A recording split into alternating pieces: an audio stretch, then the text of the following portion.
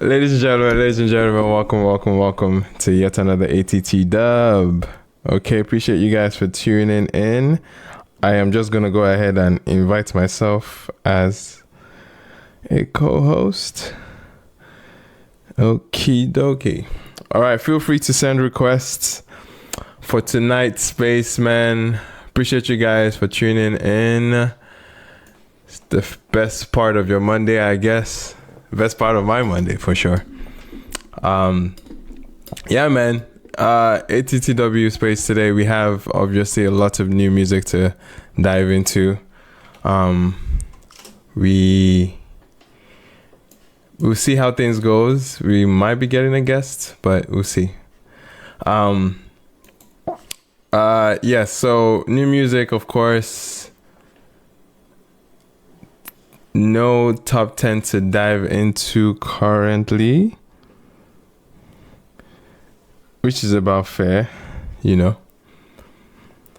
But anyway, I'm waiting for you guys to come up in the meantime. Hello, Dante.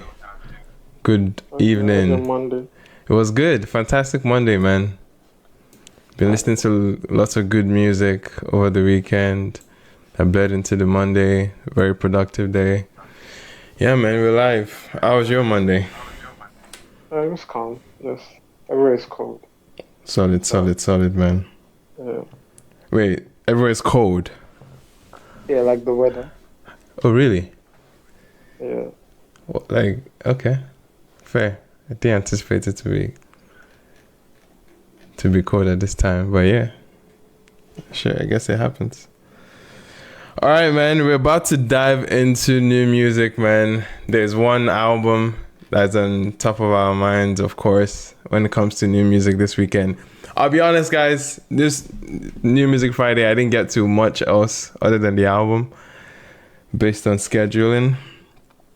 But we'll dive into other new music as well from this past weekend. We had Goodgirl LA. We had let me try and pull up all the rest I had dropped this weekend. We had Goodgirl LA. We had did Tim Larry drop this week or last week? I thought Tim Larry dropped as well. Last week. Tim Larry was last week. But yeah. Hopefully we catch that as well. There was a lot of stuff from last week we didn't get to. Yeah, we probably will catch up. I think that was upper week because today is Monday, so it's like 2 weeks ago. Upper week, yeah, sure. All right, man. All right. So let's kick it off, man. Let's kick things off. Again, be sure to send for your request in order to share your opinion on whichever topic we're getting to, man. But we're kicking off with Benson's Sophomore, man. Benson's Sophomore album, Captain. All right, Dante, you might as well kick it off for us to hear your like view on this album. I'm expecting more people to come and talk first. Yeah, you didn't want to go first. Open it, yeah. So I know if I'm fighting people or not. I guess, man. We'll see. Ginger is coming up. Somebody else can go. Yeah. Somebody has changed their name to Yes Sir. Oh, I don't know if that's their name before, Shabo. Somebody here is Yes Sir. That's crazy, bro.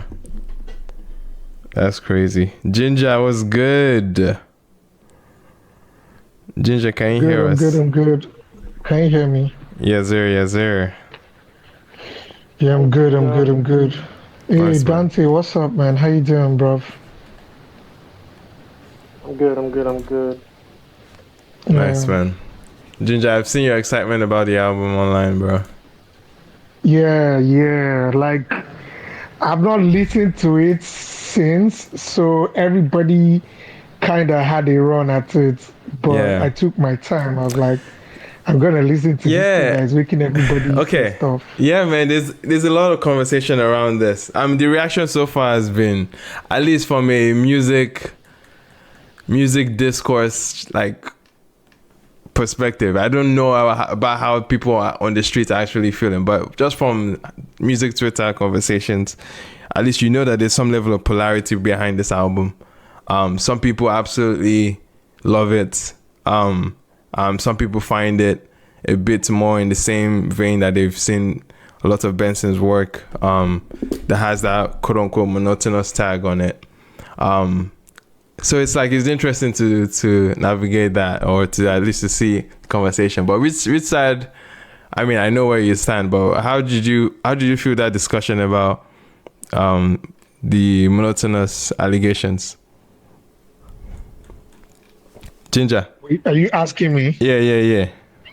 Yeah, you said which side I'm on. Which side do you think I'm on, Wahala? I don't know.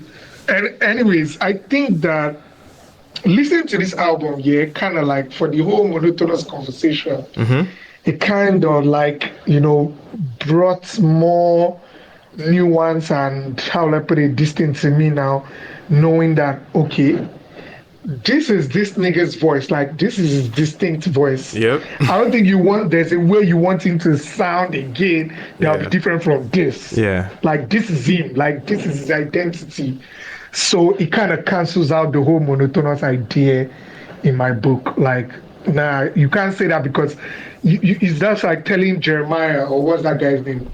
The guy that sounds like Bobby Valentino, the other guy, Jeremiah. Jeremy, yeah. You want to tell him that when he sings, you want to say, oh, this guy sounds, that's literally how the guys, like that's him, that's Jeremy, or the way Bobby Valentino sings or something. Plus, people have to understand that Benson is actually a singer and not like, how will I put it, not like a rapper or whatever, or anything that you can think of. He's a singer.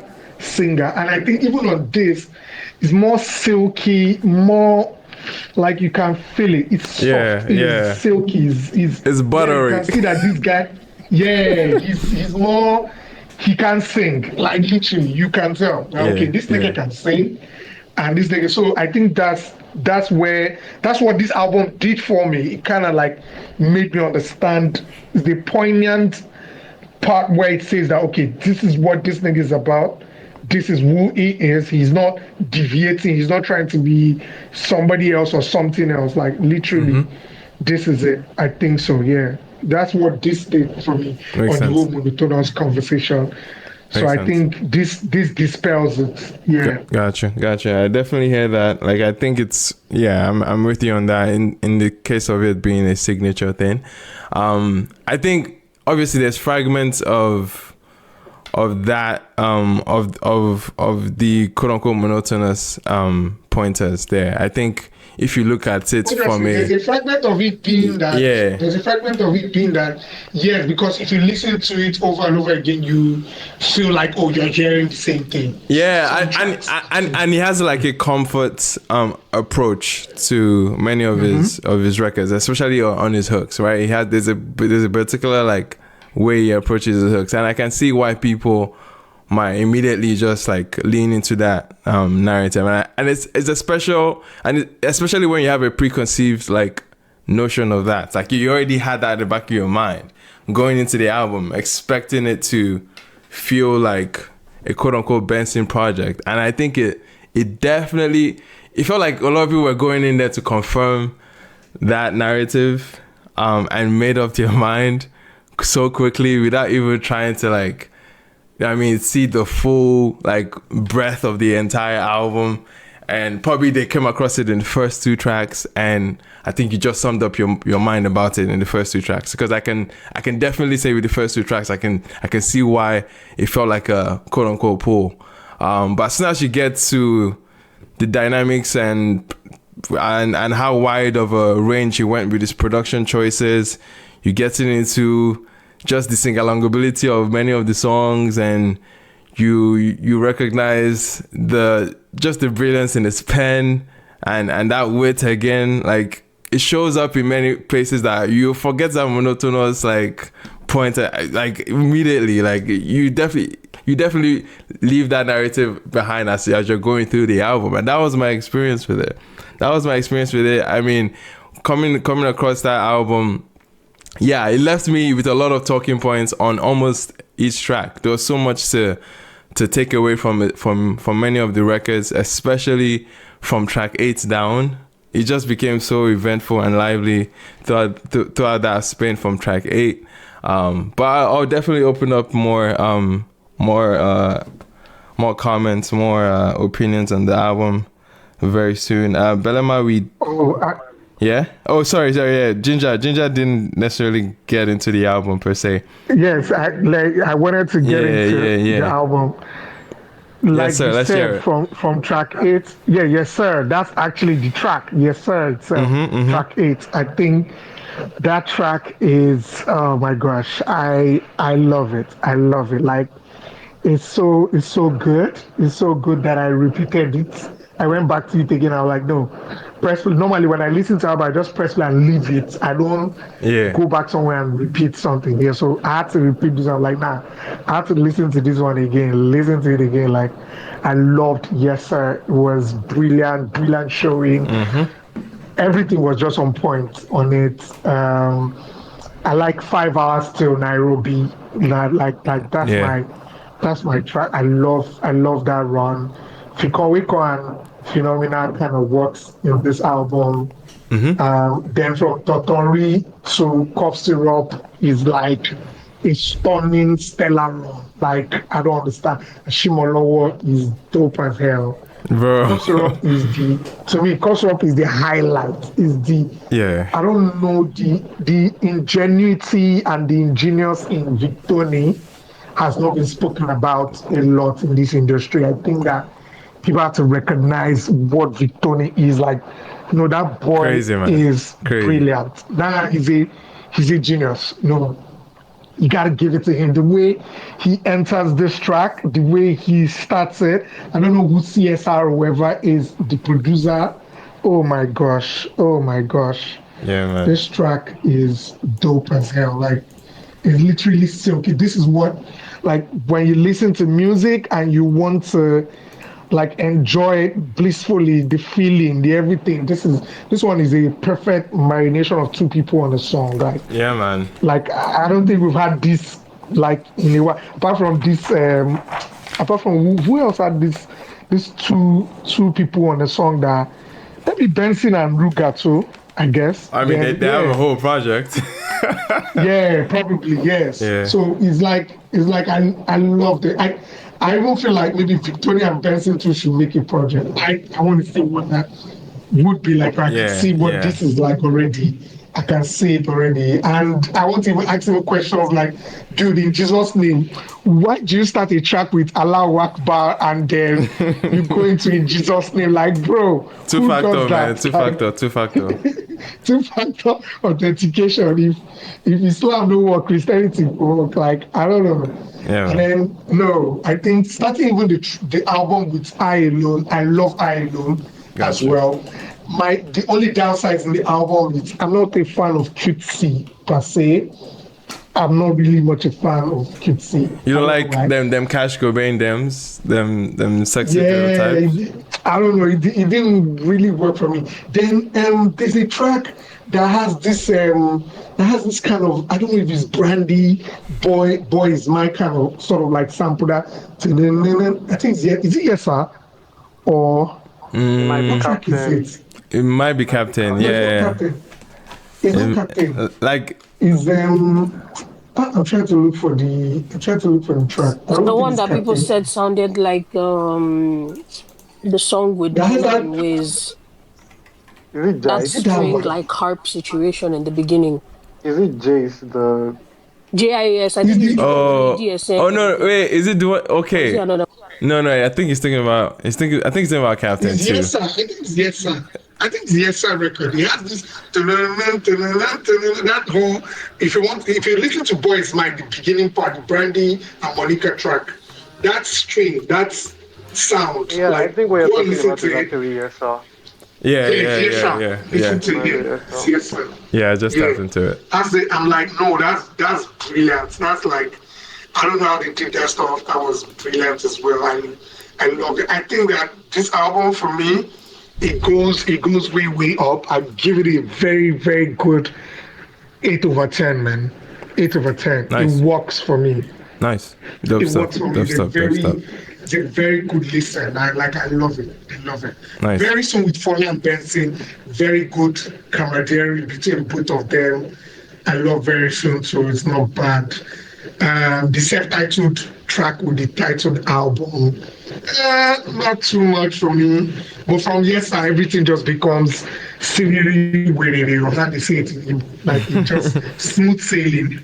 Yeah, in Igbo they call it scenery where, so it's like smooth sailing. Like it goes on smooth mode. I love it. Nice. That's it. Appreciate it, man. Dope stuff to kick it off real quick for the Benson album. But before we open up the conversation, our top 10 just came in. So I'd like us to just go through it, get a quick reaction for that. And then we'll be back on the Benson topic real quick. All right. So on this week's top 10, shout out to Turntable Charts for pulling up the numbers, or at least the ranking for this week. At number 10 this week, we have Lahore dropping 4 spots by Shali Poppy and Burna Boy. At number 9, we had Titi by Kiss Daniel and Fola at number 9. At number 8, Kiss Daniel yet again with Aljana, which moved up 1 spot, okay, from last week. And at number 7, we have Cheche, Young John, and Ashake at moving up 1 spot as well. Moving down 1 spot, we have Very Soon by Benson and Fola at number 6. At number 5, we have Pressure by Shay Vibes moving up 2 spots this week. And at number 4, Billionaires Club, Olamide, Daco, and Wizkid at number 4. Okay, at number 3, we had Davido with You featuring Omah Lay. Okay, it's the 11th week at number 1 on radio for that song. And at number 2, we have Ewo moving up 2 spots. Shali Poppy, Zeri DL, and Famous Pluto on that one for number 2 this week. And that brings us to number 1 for the third time for the third week in a row. We have 99 by Olamide featuring Shay Vibes, Ashake, Young John, and Daycom on that one. So yeah, man, shout out to Turntable Charts for this week's top 10. Are there any thoughts, any questions? Turntable is listening. In case you guys had any. Yeah. I didn't say it last week, but yeah, 99, I called it. 99, yeah, man. Yeah, you definitely did. Dante is still holding on to it. Everybody should calm down. When somebody does something they want to do, you don't have to start. Anyway, yeah. Fair enough, man. All right, man. Cool stuff, man. That was this week's top 10 put together by Turntable Charts. All right, man. Appreciate you guys for coming up and joining on the speakers. Blessed was good, my guy. Pepper is here. But Dante, did you want to open up? Or I guess follow Ginger. Can you guys hear me? Yeah. Hello, how are you guys doing? We're good. Happy Monday. Happy Monday. To all involved. Daniel Benson, have you written the Nicola? Daniel Benson. Shout out to that man. Shout out to him now. I'm saying shout out to him. The album is cute. I have a few songs that I like, obviously. I like Cutesy. I know a lot of people don't like that song, but I actually like that song. It's for the gathering. I actually like that song. Okay, I will start with the song I never want to hear. And maybe, I don't know, maybe somebody can correct me. What is that setup song? With Shay Vibes? No, is it the second song? Yeah, with Shay Vibes. Yeah, you're right. Shay Vibes is on that song. Mm-hmm. I think I turned it off before Shay Vibes started singing because I said, what the hell is this? My ears are paining me. I could not figure out who was responsible for mixing it. Sorry, please. Set up the one with Shay Vibes. Yeah, the one with Shay Vibes. I'm sorry. I prefer not to speak. My ear was paining me, and it wasn't like it had everything to do with the production or the mixing or something. I know it was not making sense. It wasn't adding up. There was something in that song that was not adding up in that second, and I was like, shout out to Benson. Yeah. But no, I don't know who was responsible for that, but no. It's a cute album. I know everybody wants to shout about Benson is I can't even speak the English anymore. Is it Benson is monotonous? Abi? Let me listen and talk. Benson is monotonous.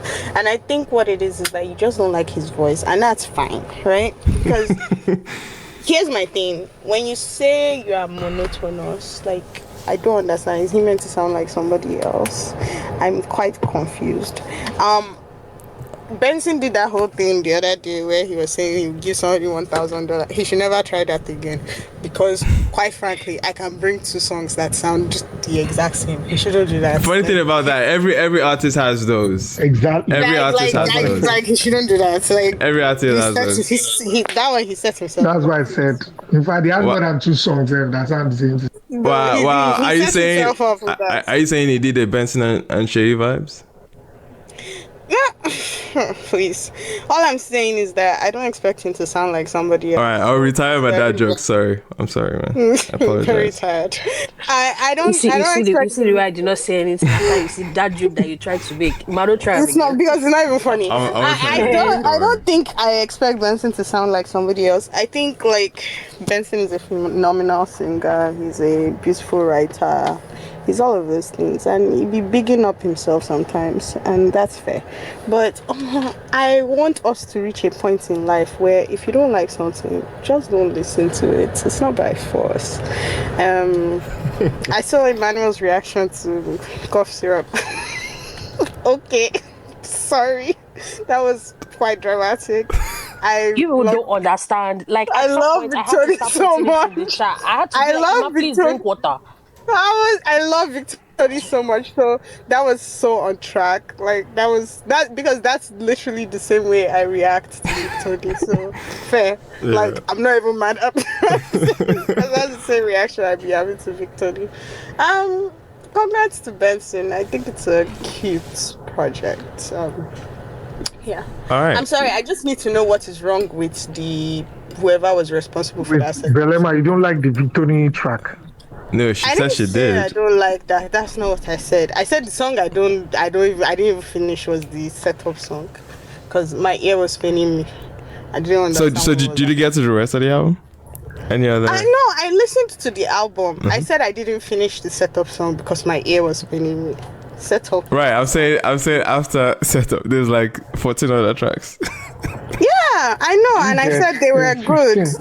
Did you not hear me say? Oh, okay. I like all the stuff. The stuff from Victoria was great. Like I said, I liked the album, but setup gave me a headache. Oh, okay. Let's focus.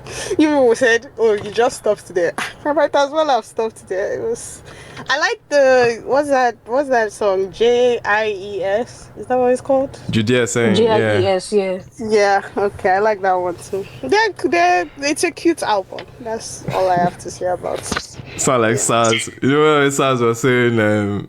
Feels this out. And honestly, if you're tired of Benson and now he's down, I better go and listen to something else. All of us were tired. Don't do. All right, man. Fair enough.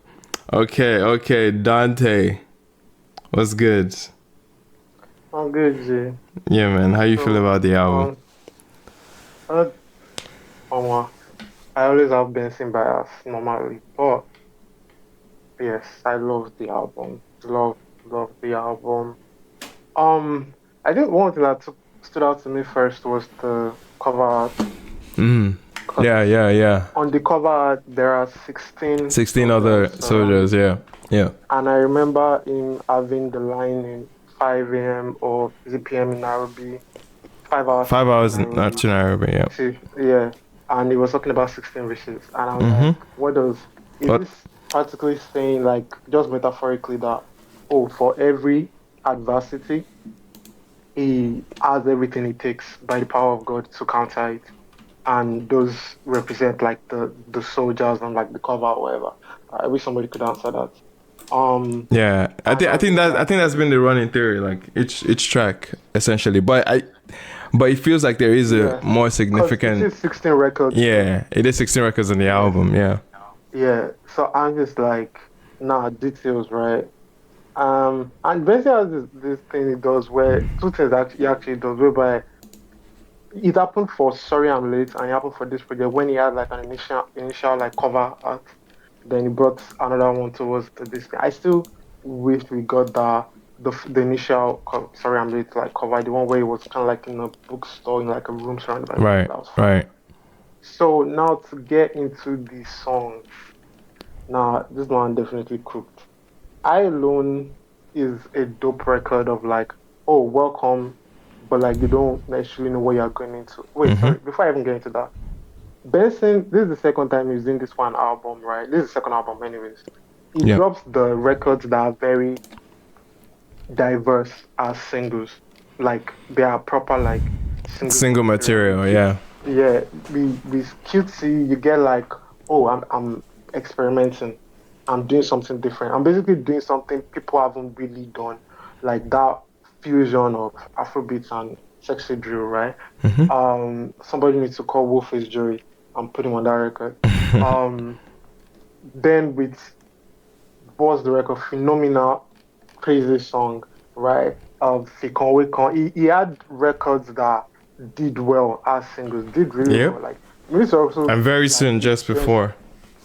yeah, we need to give Ben kudos because that man is taking in his like set of blow. He's one of the most successful like African artists. One of the most what? Successful African artists. Gotcha. Yeah. By like if you look at the charts, you're gonna see him. If you're gauging numbers, you're gonna see him. I think there was a list that came out most streamed like Apple Music artists in Nigeria or something like last year, and it was one day, and I'm just like, any Benson win is just like I'm super proud of that guy because I've been on his wave since like 2018, Man. you know, and I'm just like to see him come this far, crazy. So I get the position we set up, right? I'm not mad at it. The P there for me too was kind of like the mixing, but like by my third listen because I don't believe Benson is where Benson and Davido kind of occupy the same space in like my art, in the sense that their music grows continually. Like I get to go back and see and take different things from these records. Right. So when I played Set Up at first, I was like, oh, it's certain were just feeling abrupt. But then checking the producer, like credits is Larry Lane's, like his production, he'd be having like abrupt stuff all the time. So I was like, okay, I get that. So Benson is entering that world. I don't think I'll ever come here to come and defend your monotonous P, because I don't care. But I will say, I think idea you had a point about some artists are not meant to make projects, and that felt like a personal attack. That's like you literally coming to say, "Oh, Dante, you don't deserve to have this beautiful experience." And that's kind of crazy to me. Yeah. So anyway, so when you go from I alone that has the excessive intention interpolation, when I heard that, I was just like, "Guy, where? Oh my God, this nigga is insane." And then the setup, because from like the first 1 minute 22 seconds, I was there, right? And then it goes on, and then it was today, early this morning that I was getting on the O'Shea vibe verse. Like I just started, really getting that. So it's definitely going on. I know very soon, like I wouldn't even mind it because that's actually my one and only hiccup with the project. Yeah. When it comes to cutesy, like I said, the fusion. When it comes to Jays, of course, I don't know, it just made sense for the album for you to have a record that just bangs. Yeah. Bangs every like that. At least this, it's a moment. Very soon we know did well. Eléyìí, damn, that was the moment. I feel like people who are friends of Oima, the song with was it TMX? With TMXO, yeah. Yeah, would like that record. That was a record at that time that grew on me. So it was not easy for me to like clock, Eléyìí. Then the title track Captain is amazing. A lot of people might not get it. Like this is the case where you actually have to lean. It's a vibe. I have wine in my glass cup and I'm aware of the ups and the people that love me at the same time. It's so brilliant. It's such a brilliant song. Like it is Benson's core and essence. That's what the song is, because it doesn't really. There's not much like breathing space. It's just like I'm going to say the things I need to say to make this song an excellent one. And yes, Q record. I guess maybe Ginger might like it because they can relate. That's a joke. So yeah, Yesa is like a really, really cool song. Lying Me, I already spoke about that in the last. Sorry, I'm going through all the songs, by the way. Yeah. It's figured. Lying Me, I spoke about that last time. I was like, and I kind of predicted. I said Benz is gonna have two go-to records on this project, and he did, which is Lying Me and the last record. I remember asking, can I pause real quick on Lie Me? I remember asking you guys about that track last week because I think it had just dropped, and I was asking you guys like, how does the record sound? How does the record feel?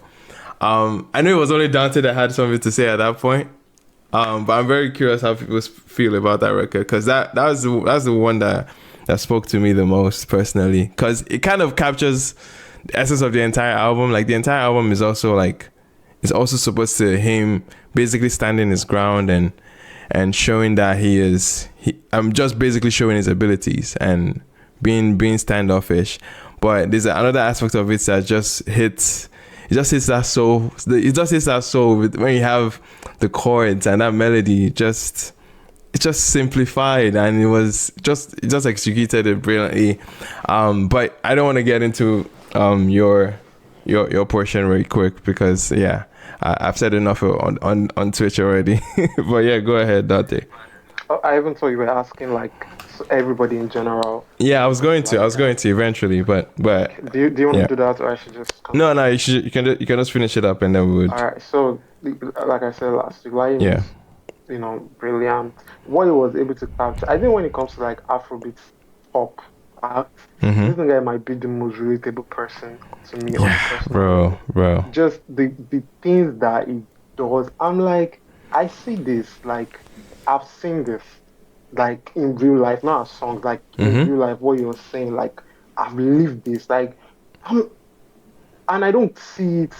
I know I'm kind of being vague, but I don't see it represented enough because it's almost like everybody talks about the extreme sides of the pendulum. Yeah. It's like our society. People don't talk about like the people in the middle. And Benson just captures the people in the middle so well.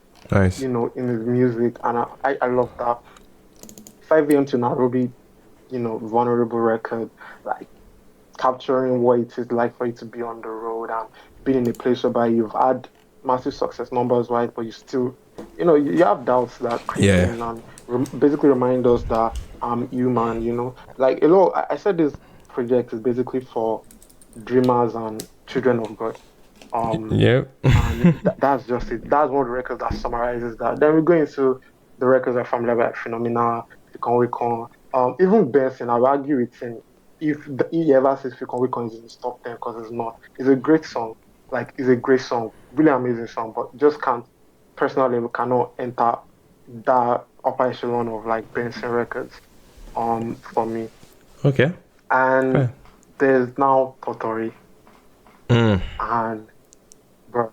Yeah, man. That's a crazy song. Shaboozey Madness. That is a crazy song. Yeah, Shaboozey killed it. Shaboozey killed it, bro. This Shaboozey is on the run this year. He's on the run, bro. Shaboozey's on the run this year, bro. Shaboozey, James Bond. Oh my God. James Bond, not James Bond, but yeah. Yeah, but it doesn't matter. Yeah, Totori. A lot of people heard the snippets when it came out, and it really very Benson fan. You're like raving about that snippet. It's like, bro, like this is so calm. This is so soothing. This is everything, right? And when the actual record now came, it did not disappoint. In fact, it took it for me if I was on level 10, it took me to like level 100. That's how it felt because I think the emotion I felt listening to this is very similar the first time I heard either Night or White Ferrari by Frank Ocean. The exact emotion I was like, bro, this might be Afrobeats White Ferrari. Like, it's brilliant. Even, you might say Benson is not doing too much, but to me it's a lot because it takes a level of skill and talent to even have that instinct to place yourself on the instrumental so brilliantly. Like, it's crazy to me. That's my most played song. That's my favorite record from the project. It's just great. The emotions were on point. The writing, was on point. And it goes into like Ashimolowo, another song that is a snippet. So from 5 a.m. to like Nairobi to like Ashimolowo records they had technically Layemi, because but that came out earlier in the week. Are records that we had basically heard if you follow Benson on a norm. Yeah. This actually was a snippet he dropped back in, I think it was last year, like on his birthday. I think it said something about what's a birthday without a snippet or something. And he dropped that. And I don't know, someone should correct me if they know, but I think Benson changed the lyrics for like the first verse. Or I was just the one that was hearing something else from the snippet. But the sentiment is still the same. It was just like a few words that sounded different to me. Like the part that was like, look how we made it. I thought it said Lai Shebag Babon, which is like we made it without like carrying gun, basically. That's what it is. But that was so deep. And then him talking about him having a conversation with this guy, and he didn't like how the guy spoke to him because I guess maybe because now he's a star. Yep.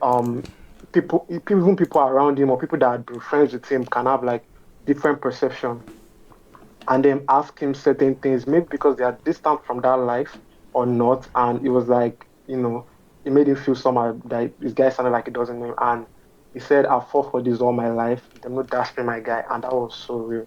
I was like, yeah, they didn't dash you, bro. You worked for this thing. Like, if anybody paid attention, they saw you grind it out. They saw you put yourself out there, and then you finally clocked it in 2021. To me, I know Burna Boy's thing happened out of that, and that was fun. Yeah. Like 2021, they couldn't deny you anymore.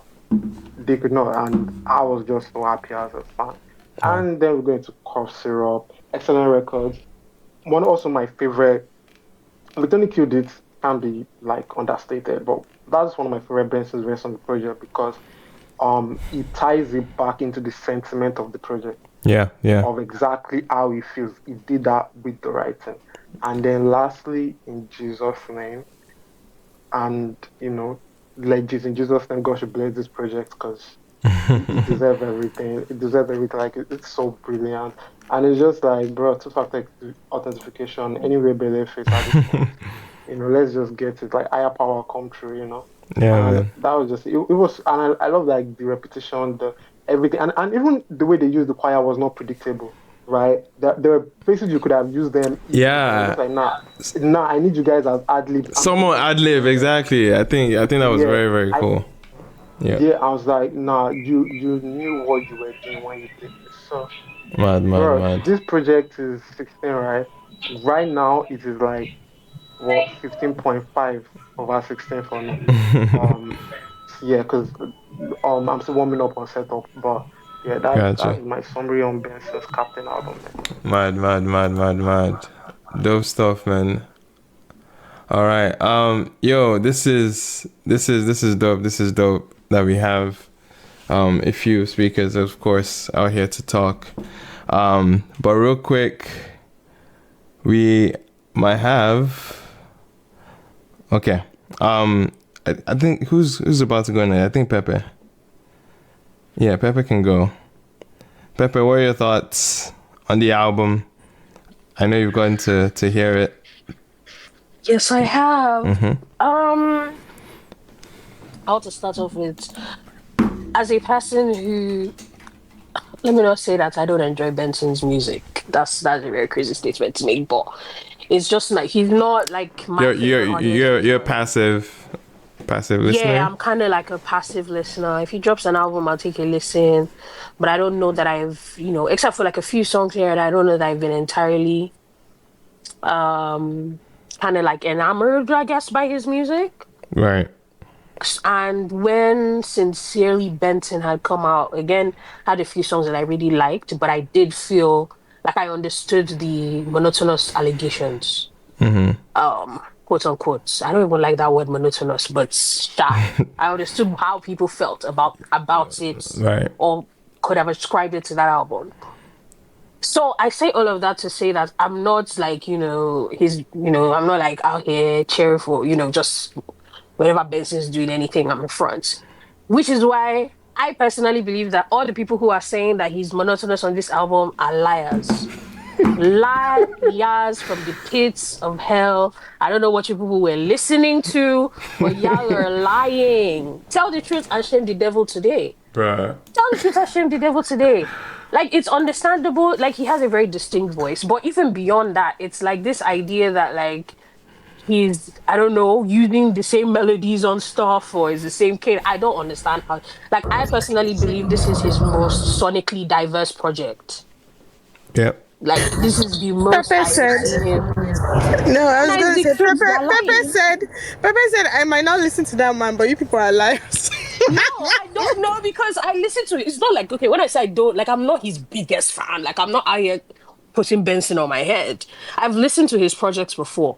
But knowing that I have listened to his projects before and I wasn't entirely like, and, you know, kind of sucked into that world. Yeah. I don't know if that makes sense. So now come I hear people say still making said allegations on this album. It's a lie, guys. It's an act. I'm here to tell. I fear you people were lying, and I need you people to be truthful.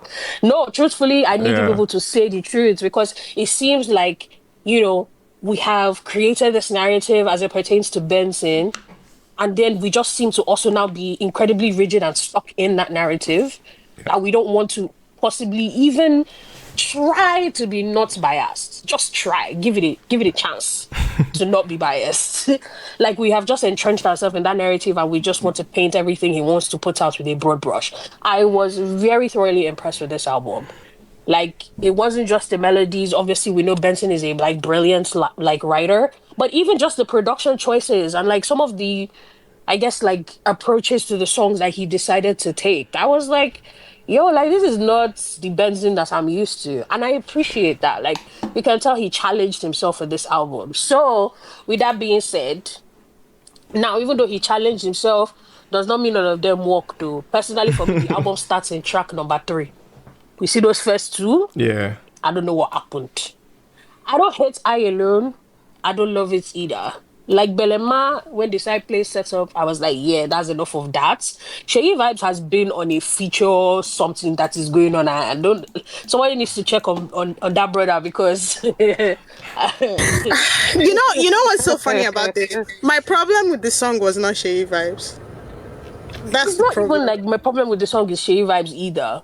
But it doesn't help that he happens to now be on the song that I will 100% skip every time I listen to the album. No offense to Big Bro, but So those first 2, like that attempt at, I don't even know what kind of production you would even It call was kind of drum and bass ish. It had like a little bit of that rapid drum and bass feel. You should never do it again, please. I have a dick. It was something I just was not the biggest fan of. So when we start, you know, from track 3, when we start getting into QT, I'm like, okay, maybe we can work with something here. And then when he really got me was Judy saying, I said, the oil that is running on your head to continue to flow. That's my. I love that song so much. Yeah. I love that song so much. I was like, okay, we're cooking. Then we got to LA and Captain, of which, how do you feel about those 2 tracks now? I still feel the same. And to be honest, I haven't gone back to those 2 records. I've been stuck in the bottom half for quite a while. Fair enough. Yeah, so because we listened to it on New Music Friday, and a lot of people were not big fans of LA and Captain, and I personally believe that run from LA into Captain into Yesa into Laimi, that is me. I can see that. I can see that. Beautiful part of the project. I loved LA. I loved Captain. It was very.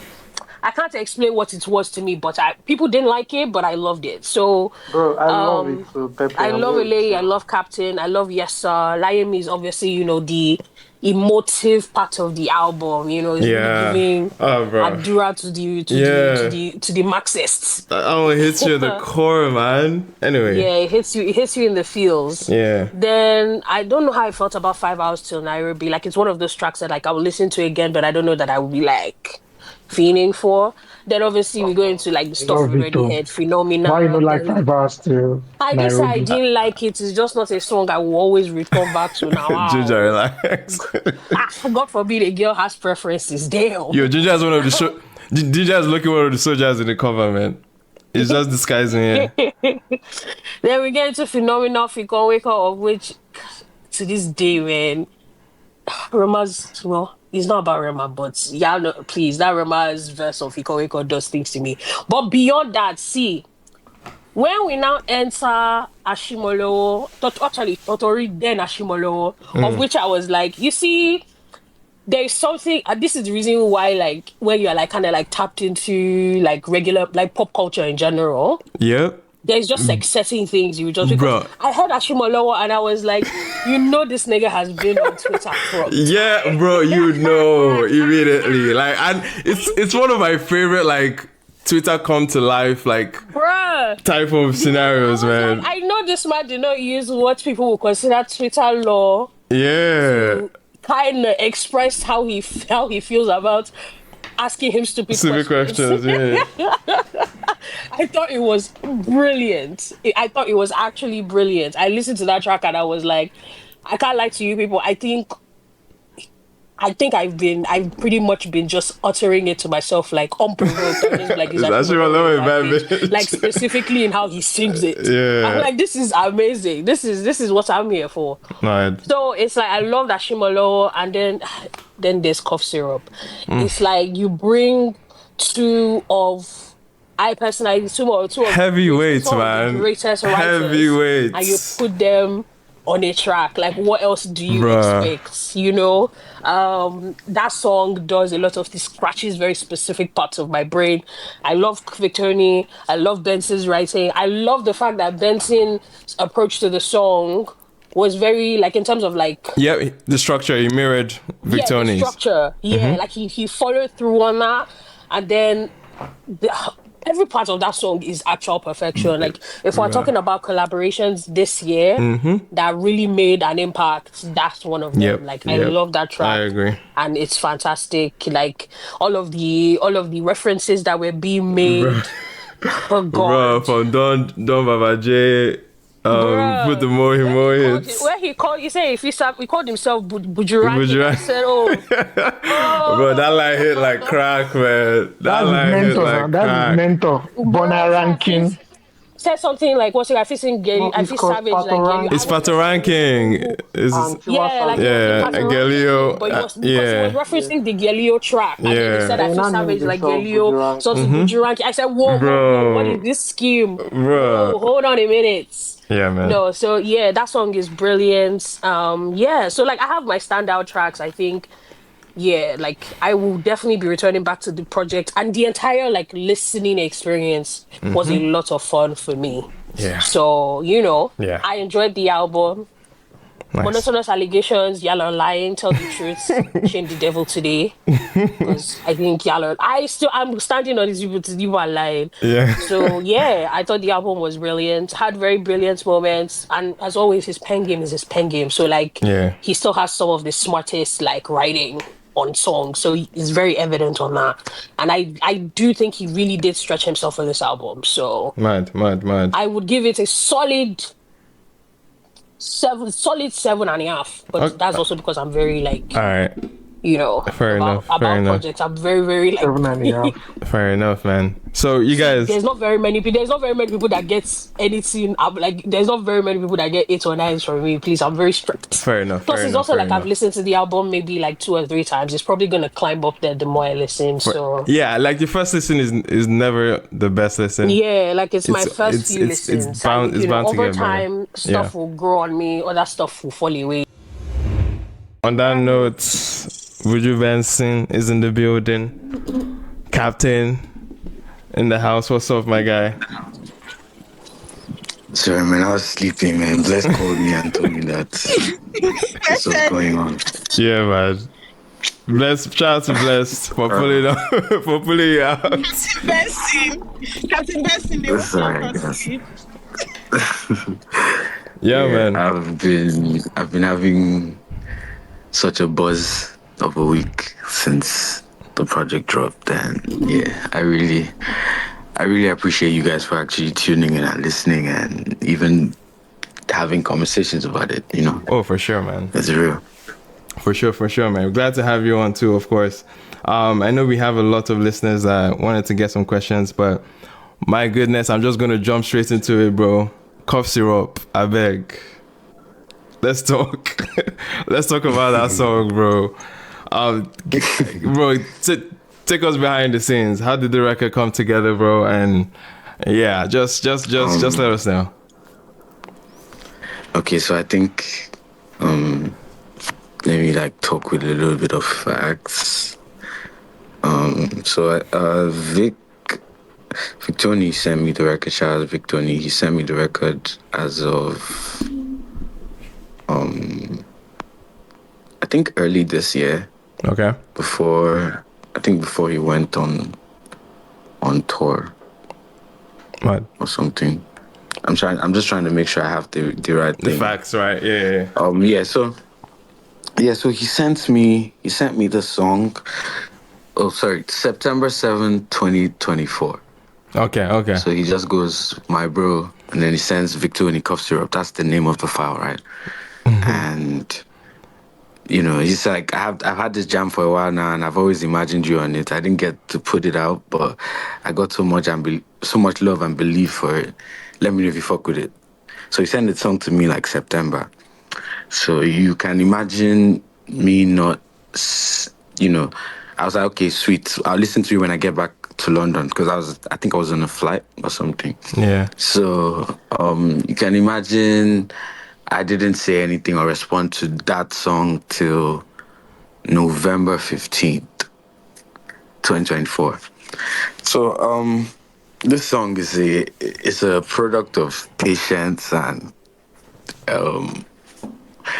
I don't know, just making music like your reality. You have to. Right. Before I jumped on that record, I needed to make sure like I was visually aligned with what he was saying, And yeah, I was just happy we were able to make that one possible, because I recorded that one in SA. It was part of the last records I did on the project, Nice. So when I sent back that song to Victoni, he's like, it's crazy. And he wanted to drop it the first quarter of next year. But something like in December, I kept listening to the project back, listening back to it. And I was like, yeah, this song has gone past me wanting to wait for it, right? Right. So I asked him if he was going to drop it like quick, And then he's like, that he wants to see he's not done with the next. And I'm like, you know what, we'll move it to my project. And he was like, okay, cool. That just worked. And that's how it just happened, because it was initially a Victoni thing. Mad. But yeah. Mad. That was dope, man. That was dope. But you guys definitely put in work. He slid on that one. Bruh. And the fact that you now kind of follow the structure too, like, and just built on it. Like, it was very well done, bro. Trust me, it's one of those songs. It was one of those songs that at least like I played a lot. You see the half of the project, like the last half of the project, where we worked like separately. I put it like we worked on like a whole separate mood. I had a whole template. That's why I felt like the project was like a combination of like 4 EPs. That's like one of them. The first 4 songs are songs that I did in like summer. Like if you listen, you'd tell it was bright, and that comprises of songs like I Alone. I was really just trying to flex my vibe. I don't know, for some reason it's like I Alone is one of the songs doing absolutely amazingly well on the project. I don't know if it's because it's the first. It's the first track, yeah. I think it's part of that. But very attached to. Yeah, they're attached to the XXX thing a little. I've been getting a lot of comments. Yes, the Moonlight reference. And yeah. That's I Alone. What's the second one again? Set up with Cherry Vibes. Set Up. Oh yeah, Set Up was like the last one. Someone was saying they weren't feeling set up in the sense. Fine girls. So that's so crazy. I'm telling you, like, how do I put it? I know it's a different sound, like slightly, like it's a different thing. So it's like when I was in the studio with Enter, I think that was the day I recorded the Oshimiri verse with Ayomaf, right? Mad. So we're all in the studio together, and I was with Shay, and Shay wanted me to do some, but yeah. I'm recording with Enter, and then Enter plays that song, and there's just I don't know, there's just something about the difference of the beat. It's like I've not heard that type of rhythm before, you know? And it's one thing, because she's like, okay, anytime she play and ratting, and I'm like, no, wait. And so I hopped on that one. And then after I was done, he liked it as well, you know? Right. It's different when like you don't like something one time and then suddenly you hear a vibration on it that, you know, takes you back to that kind of gives you this nostalgic feeling. Because what I'm singing is there used to be this song back then, like as kids, I used to go on in the road like Kérésìmesì Shimado. Yeah. As you just see, yeah. So literally like it was that interpolation. So She's like, what the fuck? How could you say that? And I'm like, yeah. So let's run around that. Let's run around that shit. And then he goes in there. So sometimes it might not catch to you, you know, on the first spin, yeah. Bro, that's how. I know when I recorded it, it put me in a hole. I was playing the song for a while, you know, right. And it was a last minute switch, you know. I had a whole different song set up in that place already. Right. So putting that one was very last minute, you know. Gotcha. So yeah, you were going off of the 4 different EPs. You said one was kind of bright. Yes. So literally that's the first 4. Yeah, right? yeah. And then we had Cutie, we had Judea saying, yeah. Yes, and you had Cutie and you had Judea saying, right? So yeah. And that was the first 4. That was me just I was in America and then some parts of London at the time. That's for Judea saying. And it was just that summery feel, that feeling like, yeah, I want to do something very boppy, very actiony, you know? Yeah. And then that one goes on the side. Then I get to Ghana. And the Burna callback too on that one too was sly. Oh yes, now. as for number one outsider. Yes, so he was that sample. I didn't know a lot of people were going to catch that one. If you were not a true Burna, yeah. I feel like it was one of those things. Turn Up was one of those hidden lyric gems that, you know, if you weren't there, you were not there. You know, right.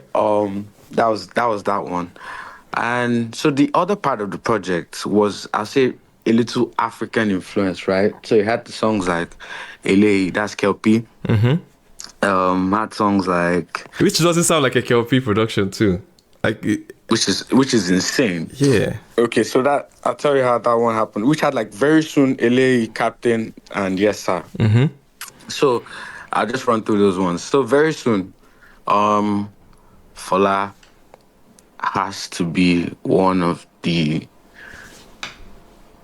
you know, the best vocalists out right now and songwriters out right now. No facts. Mainly because there's just a few that can carry that kind of cadence and, you know, writing sometimes. I tell him like he's old soul. Like he feels like an old person. No, facts. Bro, and you know, like a young body. Do you see yourself in him? Because I feel like the same way the quote unquote elders accepted you. He sees myself in him. Because it's like, I don't know how to blow that trumpet of myself, you know? But it's like, of the conversations we have together, he's like, bro, I was listening to you when I was trying to learn this shit. And so it's like, it makes me feel some type of way. So it's like, it's great to know that there's people, prodigies, artists, that actually fuck with me to that extent whereby they feel like, yeah, I gotta sound like this guy or make the music connect like this guy. Or be emotional, you know, vulnerable, or, you know, just write like this guy, you know, in some sense. So honestly, that's the more reason why I worked with him in the first sense. Yeah. I always felt like it was probably one of those dogs that was just out there till he like sat me down when I got back into the country, and he's like, bro, like you're a real role model to me, and you will not understand. Like, I was listening to you in class. You're telling me, like, you're showing me, like, for days, it's like his all-time played song and, you know, all this kind of cute stuff. So, I remember when he sent me Very Soon. Very Soon, I heard the snippet on Twitter like everybody else. And then I'm like, bro, send me this song. Make I just slam him. And then he sends me the song, and I didn't like it. Ooh, okay. Because, I don't know, he featured somebody on there, and there was the arrangement was not just right. You know, it's one thing to have one good part of a song, you or something written down, and then to like put it together with someone else, and it doesn't sound right. There's a ton of ways that could go wrong. You could have the right ingredients to make something, and if you put it wrongly, it won't go right. So I had the day he sent me that song was the last day I responded to that text, and he texted me, he's like, big bro, what do you feel about the record, man? I was like, should I tell him? Or should I let him know for real? And then I'm like, I don't go lie, this song is not going the way you thought. It to go. And he's like, wait, what do you mean? Like, Mick, that he wants to send me the file. That I should strip it, I should turn it into what I want to. And I'm like, wait. So I asked him to go reach out to the producer for the beats. And the producer tried to bill him like $2,000 for the beats. And Fola is like, big bro, I don't get that money, all those kind of things, you know? And it was just cute at the time, just seeing all those kind of things. And so I reached out to the producer, I paid for the beats, and I asked the beat to be sent to me. So he sent the beat, sent everything, sent the stems and whatnot. So I took out just the part everybody knows, no, and then we switched it. So I told him that we're going to make this thing as short as possible, but something that the replay value is going to be crazy. Nah, I see that. Because everybody likes that particular part. So I'm like, we're not going to dwell too much on the verses and make let's return back to that chorus. Yeah, it doesn't have verses. The song doesn't have verses. It's just the... Technically, everything just seems like... Just the pre-chorus, chorus, and then, it doesn't have a... Trust me. So, makes sense. That's one thing about arrangements. It's so key to always find a good balance sometimes, you know? Right. And I was happy we could make that one work. And then going to LA, I was in Ghana, KLP. I think KLP is top 10 producers here, bro, and he's not number 10. Right. Because I don't know, I got to see him in a whole different light that period. You know, ever since African Giant, I don't think a lot of people have been able to clock the kind of person that man is, but he's a genius. So I'm in the studio. I come meet him. He sends me an address, and I come to meet him, and Shatawale is in that spot as well. So I was like, what? This is going crazy. Because, I really like Shatta and whatnot. So he plays the beats.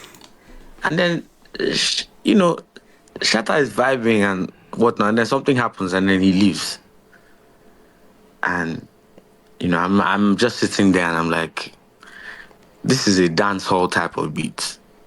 But it's like, and I don't pay no mind to it at the first instance. So he stops, KLP stops playing it. So we're just gisting, and I'm on my phone, and then I saw this song by an artist. His name is, I think, Noon Dave. Yeah. Noon Dave.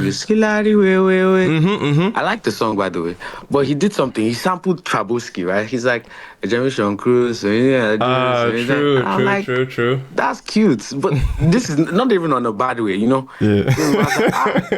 That's crazy. That people are actually vibing with me in this industry. And a lot of people don't know. Just taking this interpolation, and it's not just Noon Dave. There's a ton of other people. But I just shout out Noon Dave, man. He's the only one I fuck with for now, Yeah. But so KLP plays that beat again, and then I start talking about how, I start flowing on the record. I'm like, shit on my body, genuine. I start just talking about like my drip and whatnot. But then the main part that really sticks for me is the reason why the song is there is the some people still in my flows. At the time when I said it, I was like, just in reference to the whole song I just heard before, So LA, Timbani Konshile, like this one. If I told them to do this one, they'll be like, he can't do it like this, all this kind of thing. So that was just what the record was about, Does that tie into does that tie into like the whole point of the album, like the whole like message of the album in a way? Like it just for you to prove, or at least like just stand your ground and and show. Yeah, there was a need for a little bit of braggadonish, you know. There was that's pretty much what the concept of the project is. Yeah. Like someone that has sort of found his ground or has found his ship. It's like if it's in the concept of the ocean being like the industry, right? Mm-hmm. I own this crazy ship that I'm rocking, and for some reason I'm still afloat.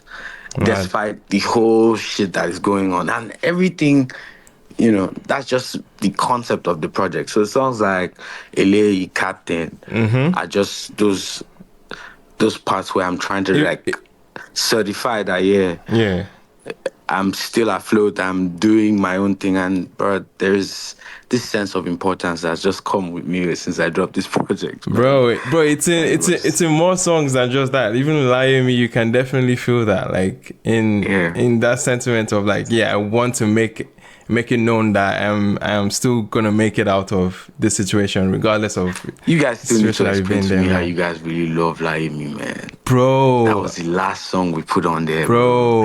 And I almost fought people for this song, bro. I would hit you up. I'll hit you up how personal that record hit me, because obviously it's too much information, but that record definitely resonated with things that have in recent events that have happened in my life, and this particular song now triggered so many. It's about triggers, you know what I mean? Once you have like slight references, like the Wasiu reference there, like those moments just taking me back to moments in my childhood.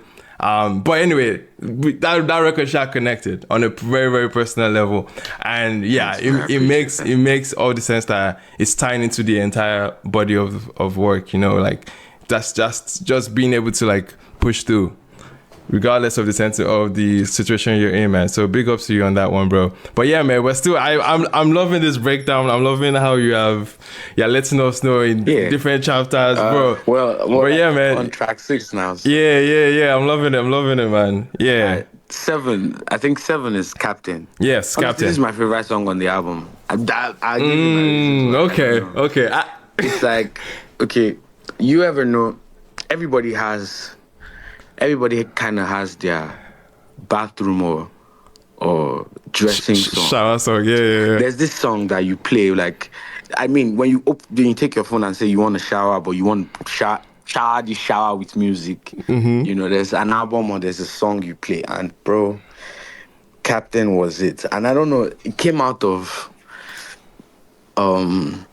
shyness.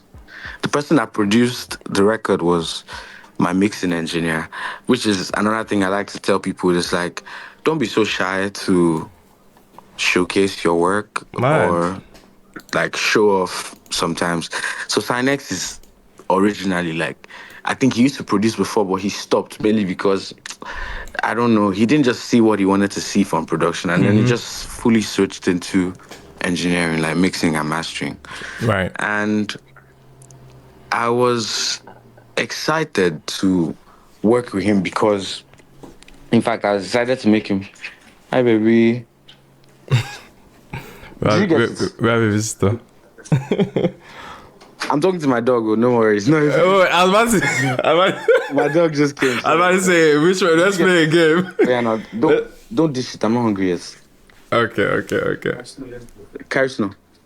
Yeah, sorry. Nah, no worries, man. Yeah, so Captain was produced by Sinex, and so I don't know if you guys know, like almost the entire industry uses one guy to mix right now, and his name is Dro.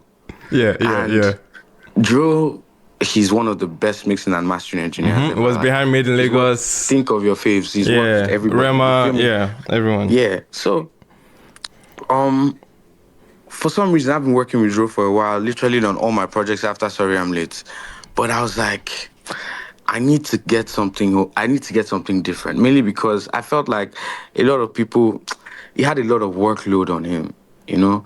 So it's why I was like, after he mixed Phenomena, I'm like, I need to look for another engineer that kind of gets my sound and, you know, knows how to complement it. I think this is one of my clearest projects, because a lot of times in my last project, you were like, I can't hear what you're saying and whatnot. But this one, you could tell, like, because I was in the studio with Sinex, and I'm like, bro, even if I say Pim, they need to hear I said Pim proper. Gotcha. Yeah. But we're mixing the album, I'm in the studio touching songs, and we're just sitting back listening to like songs. And I'm in Sinex's studio, and then for some reason something just enters him, and he's like, let him just play a beat. So he plays the Captain beat, and what sticks out for me is the whole backward never, backward never, backward never. It's like a commanding. Feels like forward never, backward never. You feel me? That was what was playing as the sample. And I'm like, and he tries to skip it.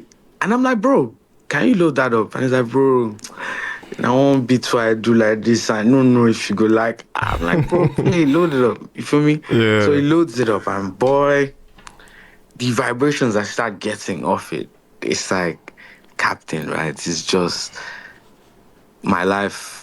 I think that was the day I found out that I think we hit 1.2 billion streams on Spotify. Mad. I was like, what the hell? But it was the feeling like they just told me, and I'm like, mad. And I kept moving. That was just really what stuck out for me. It's like, smell life now the kind one, and don't get time for gratification. I also made a lot of money that period. And I was doing some crazy stuff, and it was just me just basically like elaborating on what's been going on in my life this period, and coupled with I think last year I was very involved with my loud plug. If you that was my Snapchat, they knew I was very, very involved with my loud plug. So trust me, the way you were seeing Get On Weed by Ashake, don't worry, I had my own thing going on.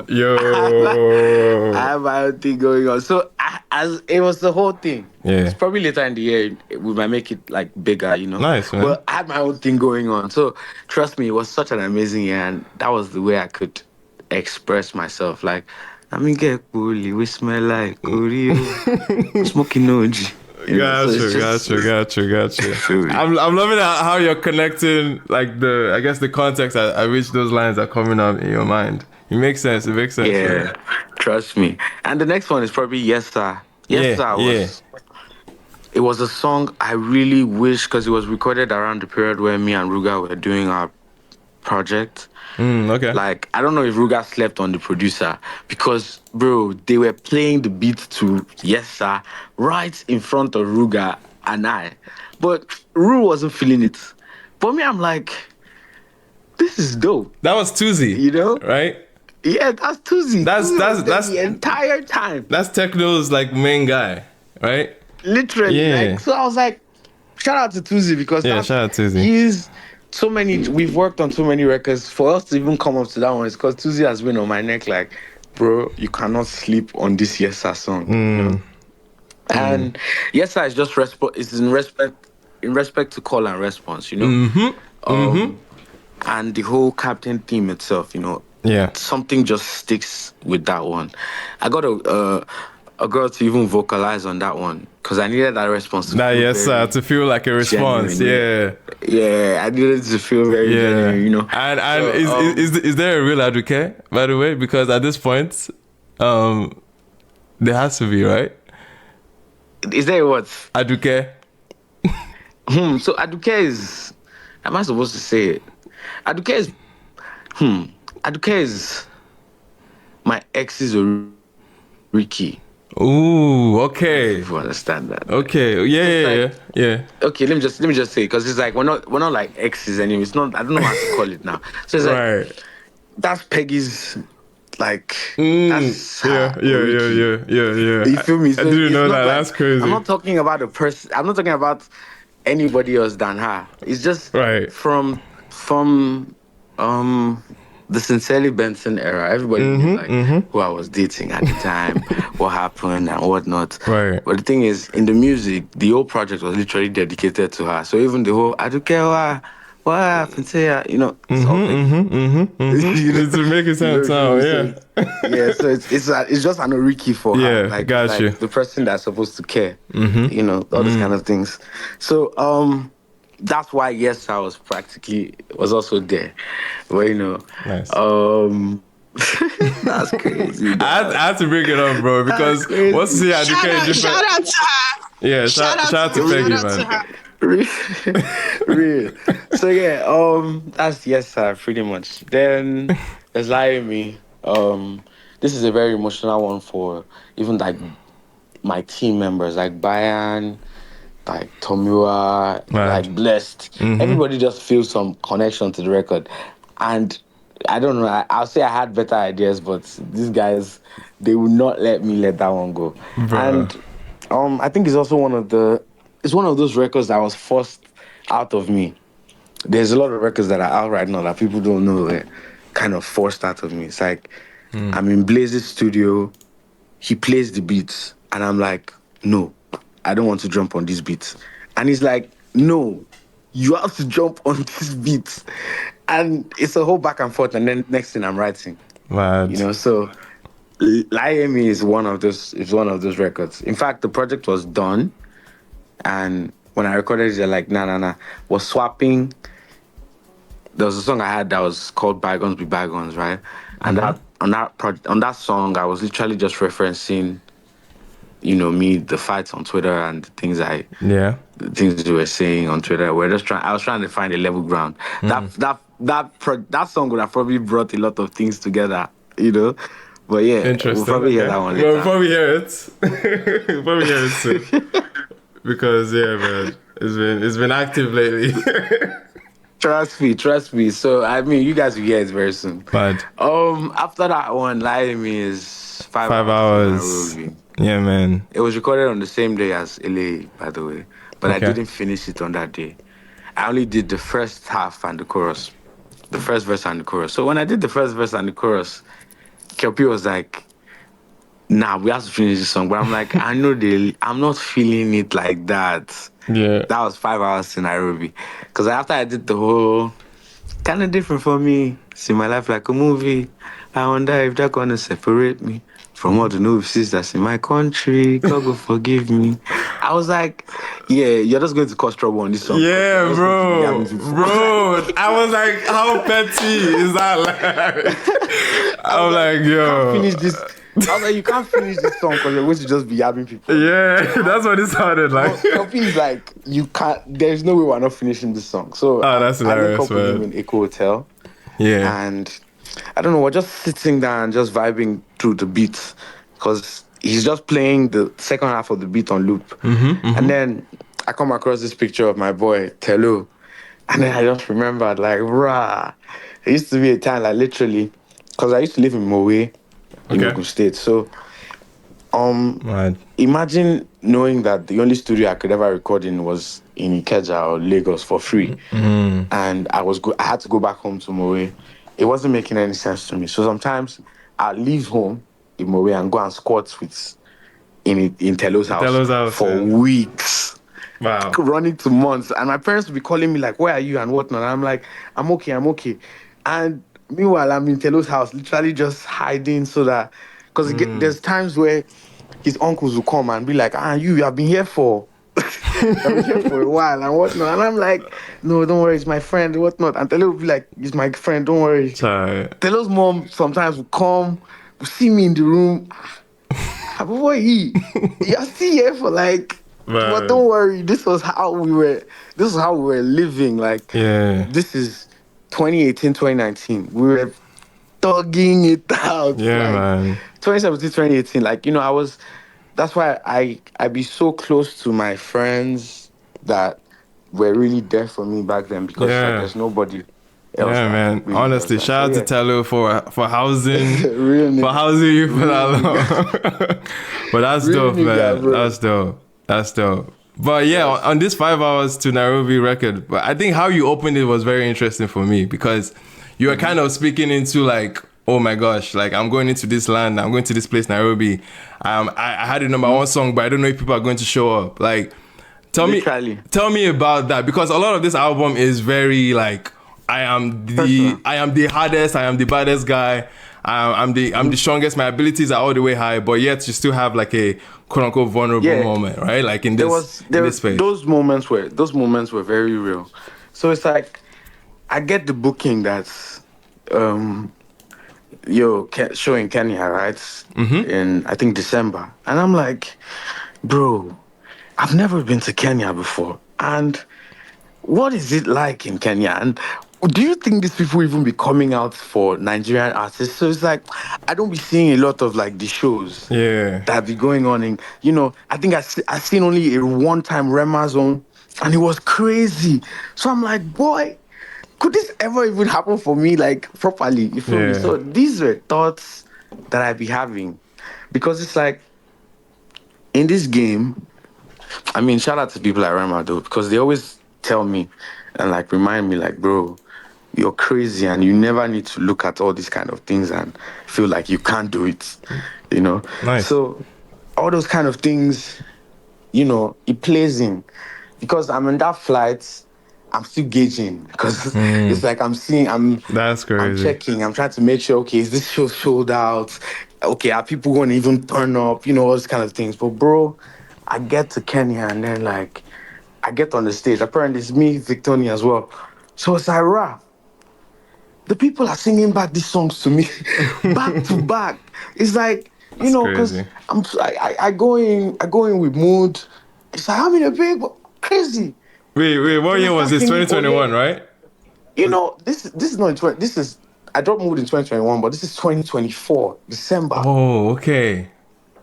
You feel me? Mad. Because it's like we dropped Baby in 2024, right? And Baby was number 1 for a while. Got you. So I was like, this is insane. Me now going Ole, going Kenkele. You made me perform Propeller. If people can make you perform Propeller. that's dope. They're shouting Propeller. I'm like, boy, how'd you know that song? So it played very differently in my head when I was in the studio and I was just with KLP and I was like, I had already scribbled on my phone 5 hours to Nairobi, but there was nothing else after that scribble, just 5 hours to Nairobi. So when I sat down with KLP, everything started playing back in my head. Mad, man. Loving the details, man. Loving the details on this one, bro. And then we get to Phenomena, which is... Phenomena. This is also one of my summer feel records. Yeah. I think I just completed the run with Ruga, and I just finished my North American tour. Okay. And I was back in London, and I was like bored and thinking of what to do, so I changed my hair. I just literally got a retwist, and all that new feeling of looking new and whatnot just got me in the studio. And I met this guy, Gemini. He's a producer or an artist that... Oh, Gemini Major. Turned into a producer. Gemini Major, yes. He had a song with one of his friends that died, Ricky Rick. From Essay, from Essay. So that song used to be very crazy at the time. So Gemini played me that Phenomena beat. Shout out my friend Ishan. He played me the beat to Phenomena, and I think for one, the first thing that came to my mind was Adura Agba. So I was like, that's crazy. That's what I thought. I was like, dope. So how do I want to take it? Do I want to take it on like a prayer route or anything? And then I go on Twitter. Trust me, I get a lot of inspirations on these Twitter spots, right? Yeah. So I get on Twitter and I just search my name, right? And I'm seeing people like asking me like Buju, even if you want to sneeze, just drop. Yeah, just drop something. Yeah, I remember. Yes. This was the point where you had not dropped in a long time. I hadn't dropped any music. So everybody's like, Buju, even if you cough, I beg, just drop them. That's funny. I'm like, rah. Okay, cool. So then I get in the studio, it's like, tell me what's this up, get us on boy. All those kind of things, man. Yeah. Then the side super interpolation, the Shino fair. Shino, I'm a Fuji head. Yeah, but let's talk about that, bro. Like, what is it with the Fuji references? Because it's scattered everywhere. Like, tell us a bit about that, bro. I'm a little bit of a Fuji head. I and my brother were very musically inclined. Nice. So there used to be this thing that was going around TikTok that time. Fries. That was just a whole side of super song, right? Yeah. But that interpolation of the mo le she no fair abishi no binti. I was like, that is brilliant. It's just telling you, like, he can do a little bit of this and a little bit of that sometimes. So I was like, this is cool. I just keep it in the fridge. So that day when I was listening to the beats and just vibing out, it just played in my head like, she no fair, she no binti. And the thing is, whenever that thing comes to me like that, I just say it and I keep it that way. People don't know, but Fuji is one of the most melodious uses of the Yoruba language to make music. Like, I feel like Yoruba is a language that was kind of made for music in some sense. The tonation and sometimes the feel itself. Because there are some words I've tried to carry in like my language, like which is Ibibio, and it didn't sit as well like when I said it in Yoruba. Right. It's why sometimes like even my Yoruba sometimes I be tweaking it sometimes to keep the melody. Because it's like directly if I tell a Yoruba person this is what I said and he's like, and then he says the real Yoruba tonation, know? And then it's like, well, you got it, but it's not. And I'm like, don't worry, because I'm making music with it. Because I have to bend those things, That's why, Fuji is very important. I feel like as a musician, you need to listen to that genre. Just find someone that you like. Just get that tone because it's so important, man. Right. It's so important because this is just Fair for Phenomena. There's also the Erumitonju for Laimi, and shout out to the OGs, man, because they didn't break my neck when it came to clearing and whatnot. That's amazing, very, bro. very seamless. That's amazing, bro. I feel like you always get the elders stamp, like from the get go, like that old soul you were speaking to about Fola.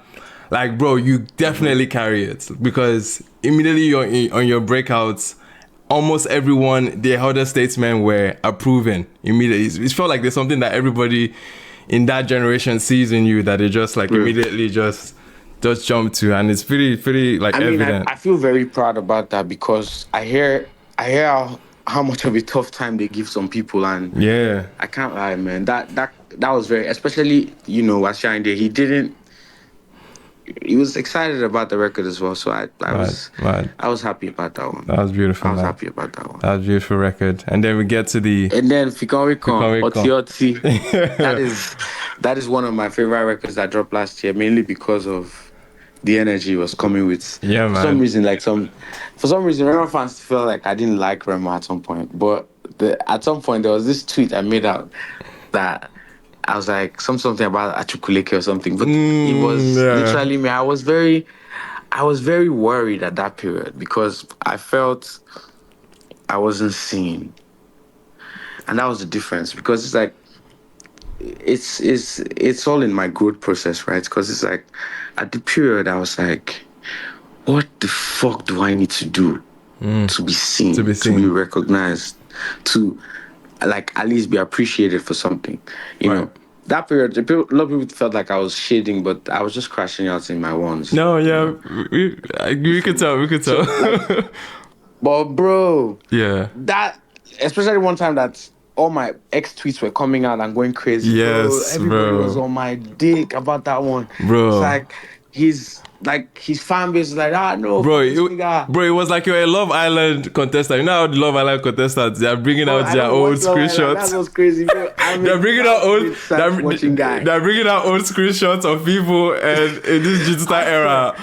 Bro, I was going nuts about it. Because in my mind, I was like, I don't want Rema to feel like that's my gotcha. Bro, I'm a pure heart. I literally wait my turn for shit. So nice. what was stunning was the fact that Rema texted me one time. Was like, I think was when I dropped the album Sincerely Benson. He's like, bro, I just listened to your album. This is crazy, you know. Right. So and in my mind, I'm like, bruh, nigga, you don't feel like I be hating on you and shit? That's crazy.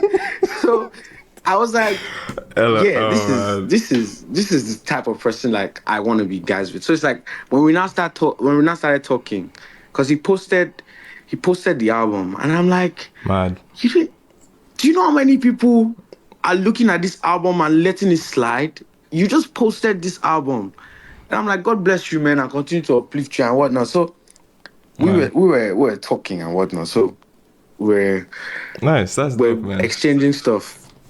And then he sends me one song like this. You should hear this song. It's crazy, but I could not go on it. I could not slide on it, mainly because what was my problem with that song, right? It was fast. You know where Rema is, right? Yeah. Oh my god. Yeah. It was fast. Yeah. If you hear the song, you guys probably go crazy. For me, I had a reason why I told him like, yo, dog, yeah, this song is too fast, dog. Yo. And then he's like, okay, you know what? Share me ideas. Gotcha. And then we start sharing ideas, and I sent him Fikon, and that's where he's like, bro. Like it's a nice middle ground. It's a nice middle ground between both of you. I mean, in terms of the because bro, I was hoping he wasn't going to be pissed that I didn't respond to the other one. Like, we have to find something that this dog likes. Yeah. And so I think this was also the period where, I think Odumodu and Rema got on a call one time, and he posted by mistake. He kind of put out Rema's like I remember personal that. iMessage thingy. Yeah, bruh. So that period we couldn't now reach each other for a while, and then he texted me like his new detail and whatnot. Yeah. So he sent back the song. He asked me like, "What's up with the how am I feeling about the song?" And I'm like, "Yeah, I love it. That I want to drop it in summer." And bro, he made the process so seamless, right? I don't think you guys even know like. If that dog wants to do something, there's about 7 other people that are like trying to make it not happen. Right. So, for somebody to pull that kind of string and be like, it's happening, I respect that. Nah, shout out to Rema, man. Shout out to Rema. And then what a verse from him too. Trust me. Jeez. He went absolutely nuts with that one. Crazy. And like we'd be talking on like personal stuff. So it's like when he told me to come to the O2, right? Mm-hmm. I was looking at him like, nigga, what do you mean? And he's like, O2. Bro. That's crazy. I'm like, okay, crazy. Yeah. Because it's Fikon, right? So me, I'm in my mind, I'm like, rah. Do you think people already know the song that way that you want to go play it at the O2? Man. It's a lot of things I'm thinking in my head, but he doesn't care. Like he's like, it's now our party. You feel me? So I was also thanking him about the band thing, because the band was a real like somebody that as a kid, right? Yeah. Especially growing up and seeing like Why Me and all those kind of songs, I had never seen the band at the O2. I had never seen him in that space. In that scale, and not even in a place like London. Like a place whereby they made it seem like that was somewhere he shut down. You know? And especially, you know, with the whole Oliver Twist rave and whatnot, the band was heights. You know? Yeah. So for you to put him in that position whereby people still look at him like that, that's real. Because I was telling him, and he's like, bro, that's our OG, man. Sometimes, like, nobody would be here if this G was not. And it's real, because I was watching that dog on TV, and I'm like, if I have the opportunity to ever put an OG on stage, it would be the band and Tubaba. If it's a crazy stage, because I need them to see that they did something. Yeah. You know, for sure. And after seeing that, I was really stunned. It put Rema in a whole different pedestal in my head, man. That's man. Love That's amazing, bro. But still on the Fikaweko record, obviously the sentiments behind it is clearly about pay me my money, man. Like that energy. Pretty much. was that from a real place? That was a real place, so yeah. That was from a real place. We can sense it. In fact, should we even talk about it? Because bless go the vex now. From a very real place. Yeah. Better money like this. Don't worry. I beg. Better money like this too. Guys, that one was even funny, man. But we're very professional people, so we handle that very sexily. So did Rema actually connect? Were you guys like chatting and did it connect to that same issue? That's what you point. Because he asked me. Because he asked me straight up. He's like, "Bro, what are we talking about on this one?" And I'm like, just act like somebody's owing you money. And he's like, say less. Just act like somebody's owing you money. Too much. I remember I went into detail I was too. happy you could relate to it. Because I felt like, there's a certain stage of affluence. You're not so bothered by who is on you. But God. Man.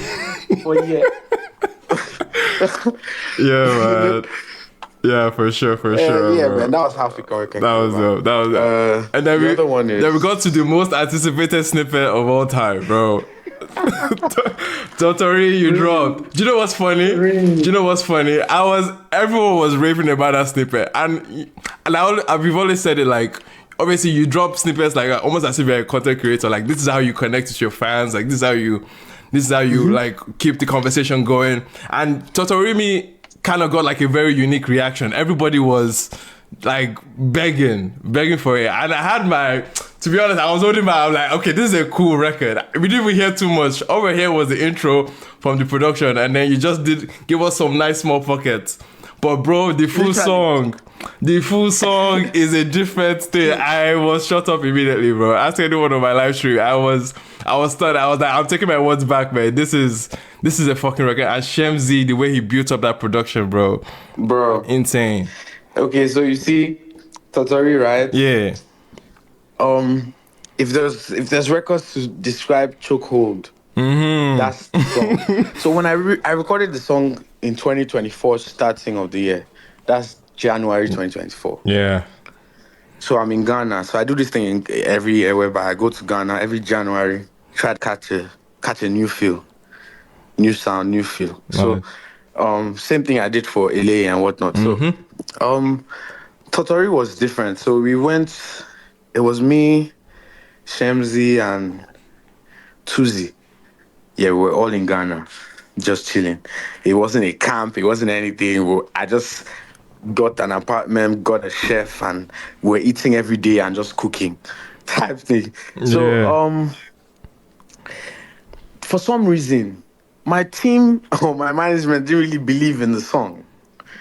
They're like, okay, we don't like, they're like, okay, the song is cool, but we don't like the second verse. I'm like, what do you mean by you don't like the second verse? So I was like, okay, we're not singing the song. It's why the entire of 2024, nothing dropped, So I was like, okay, cool. What are we doing? So this year, everybody's like, okay, what songs do you want on the album? I'm like, if Totori is not on the album, I'd rather not drop anything, So everybody's like, okay, fine. Go and listen to that second verse and touch it. Yeah. So before, the verse you're hearing on the second verse wasn't the initial second verse. The initial second verse, I was speaking Ghanaian. like Tree. So, yes, I was speaking Tree. So, because, and Brian was like, bro, why are you speaking a language that people will not understand? You want people to be asking us what you're saying here or what you mean? And I'm like, I just like, I wanted to connect. I wanted to make it a full Ghanaian song. Feel. Just get that whole, I'm in Ghana, I sang in Ghanaian and whatnot. So, it was sentimental, but Brian was like, let's make it something that people will understand and just be able to sing along properly. So that's why I changed the second verse. And as soon as I changed the second verse, everybody loved it. Like, amazing, love. And I'm like, this is the song, and so that's how that one came about. And Totori I think is one of my favorites on the project. Nah, man. Yeah, for sure. For me, like it definitely. And from a production standpoint too, it was one of the more dynamic productions too. Yeah, so I told Semzi, I needed flutes, man. Yeah, bro, he came at the end with the flutes. So you see those flute parts, they were very, very deliberate. No, I hear that. I was playing the song back and I'm like, no, there's something. I need a feeling that kind of pierces. Yeah. So it's it's when you hear me say all those things like, this no be dead, Paro. I hear the flute go, it's crazy. Because I was like, it needs to be following, bro. Yeah. You know, so yeah, man, that's a hard moment, man. A proper work. Yeah, bro. Shout out Shaboozey, man. Shout out Shaboozey. He's having quite the run too. The Easy Scope record too is going off, man. Like, have you tapped into the Easy Scope record too? Yes, bro. Fire, man. Shaboozey's cooking. Insane, bro. Shaboozey's cooking, bro. Shaboozey's like I said, there's top 10 producers in this country that are not even over 10. Yeah. Shaboozey's one of them. Shaboozey's work with Olamide too has been crazy in recent times. Shaboozey's crazy. Oh, and mind you, I was one of the people that didn't like his new tag.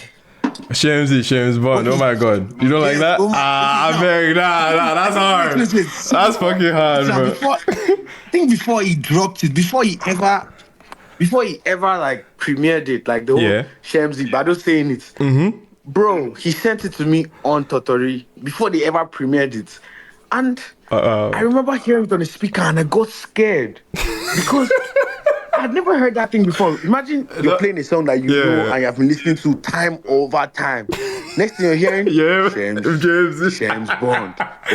Bro, I was scared. I literally jumped off the bed like, what am I listening to? That's hilarious, man. You know?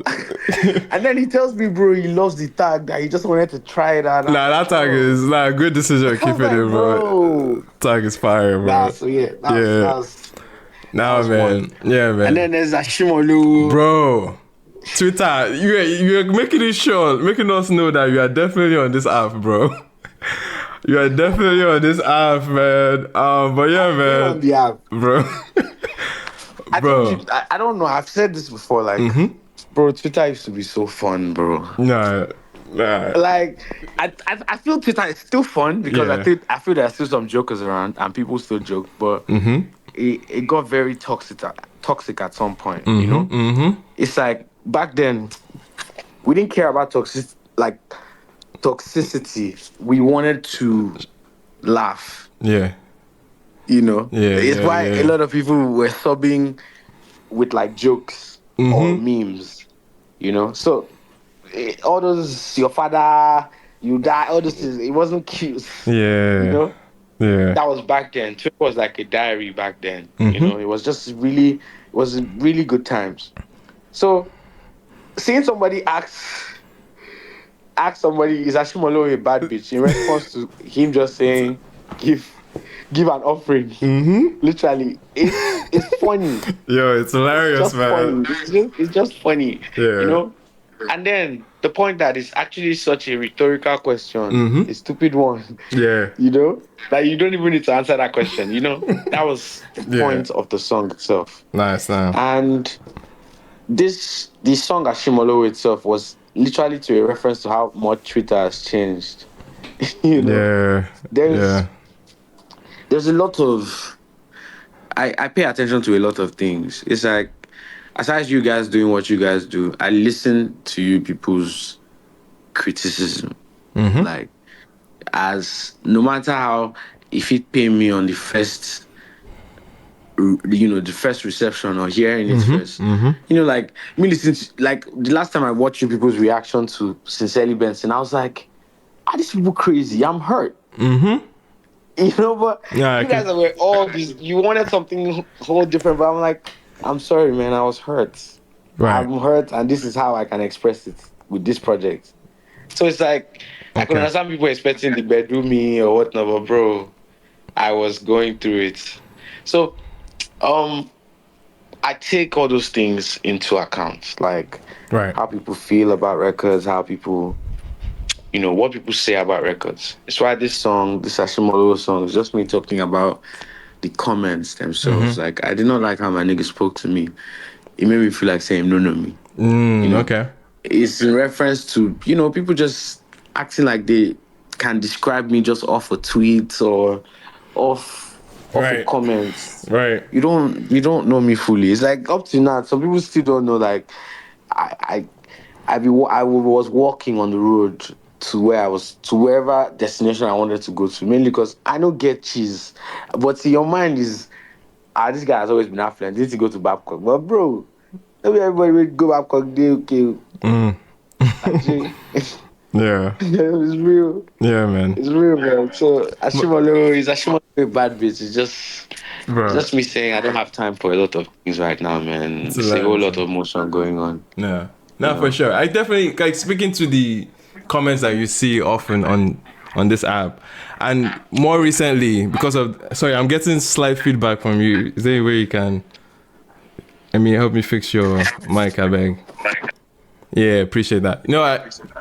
I was just saying to the comments that you've been receiving, especially with the album in recent times, because obviously you're seeing comments, you've even engaged them, like to the point where people were pulling up like different songs, trying to like match it and point out a point that about quote unquote monotonous, like monotonous and what? Yeah. So like, do you see some fragments, even though some of it might feel like an attack, right? Do you see some fragments of truth, or is there part of it that goes back to your record as like, okay, like why exactly are people getting this reaction? Or is there, yes, of course. Or is your approach is just like, like it doesn't matter. I go back to check.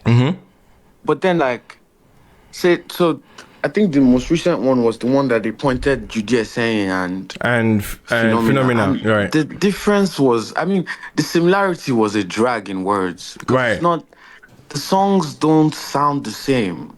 No, for sure. There's differences. Like, it's like whenever I'm recording, there's 3 patterns. There is the lead vocal. There's the first backup, and then there's the second backup. And sometimes there's usually a third backup. So it's like, the first one, a lot of people get to hear is the high one. Because a lot of people just feel like it's the icing on the cake sometimes. But you use, if I don't drop string by my phone, can't compare it to Along Baby, your boyfriend, Kulipa, it's just... there's differences, it's just bro. Ending it to there's differences in like, in the pattern to it, right? It's... Yes, because even right after that, you're not going to hear me go, I'm chilling, I'm listening to Westlife, There's definitely differences. But it's that the similarities that, which again, it's not a crime for an artist to have a signature sound. It's not a crime for artists to have like a that's the thing. That's the thing. You should. That's something a lot of people should not mistake. If there are artists on this platform listening, like, bro, Burna Boy has sounded the exact same way to me since I listened to him. Right.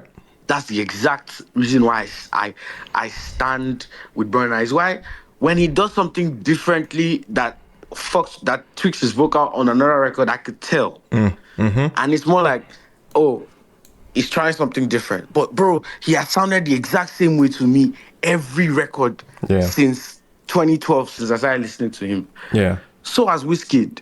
The difference is like when Wiz, you will tell when Wiz starts speaking, you remember like the sound from the Other Side album? Yeah. Arguably one of Wizkid's best albums, right?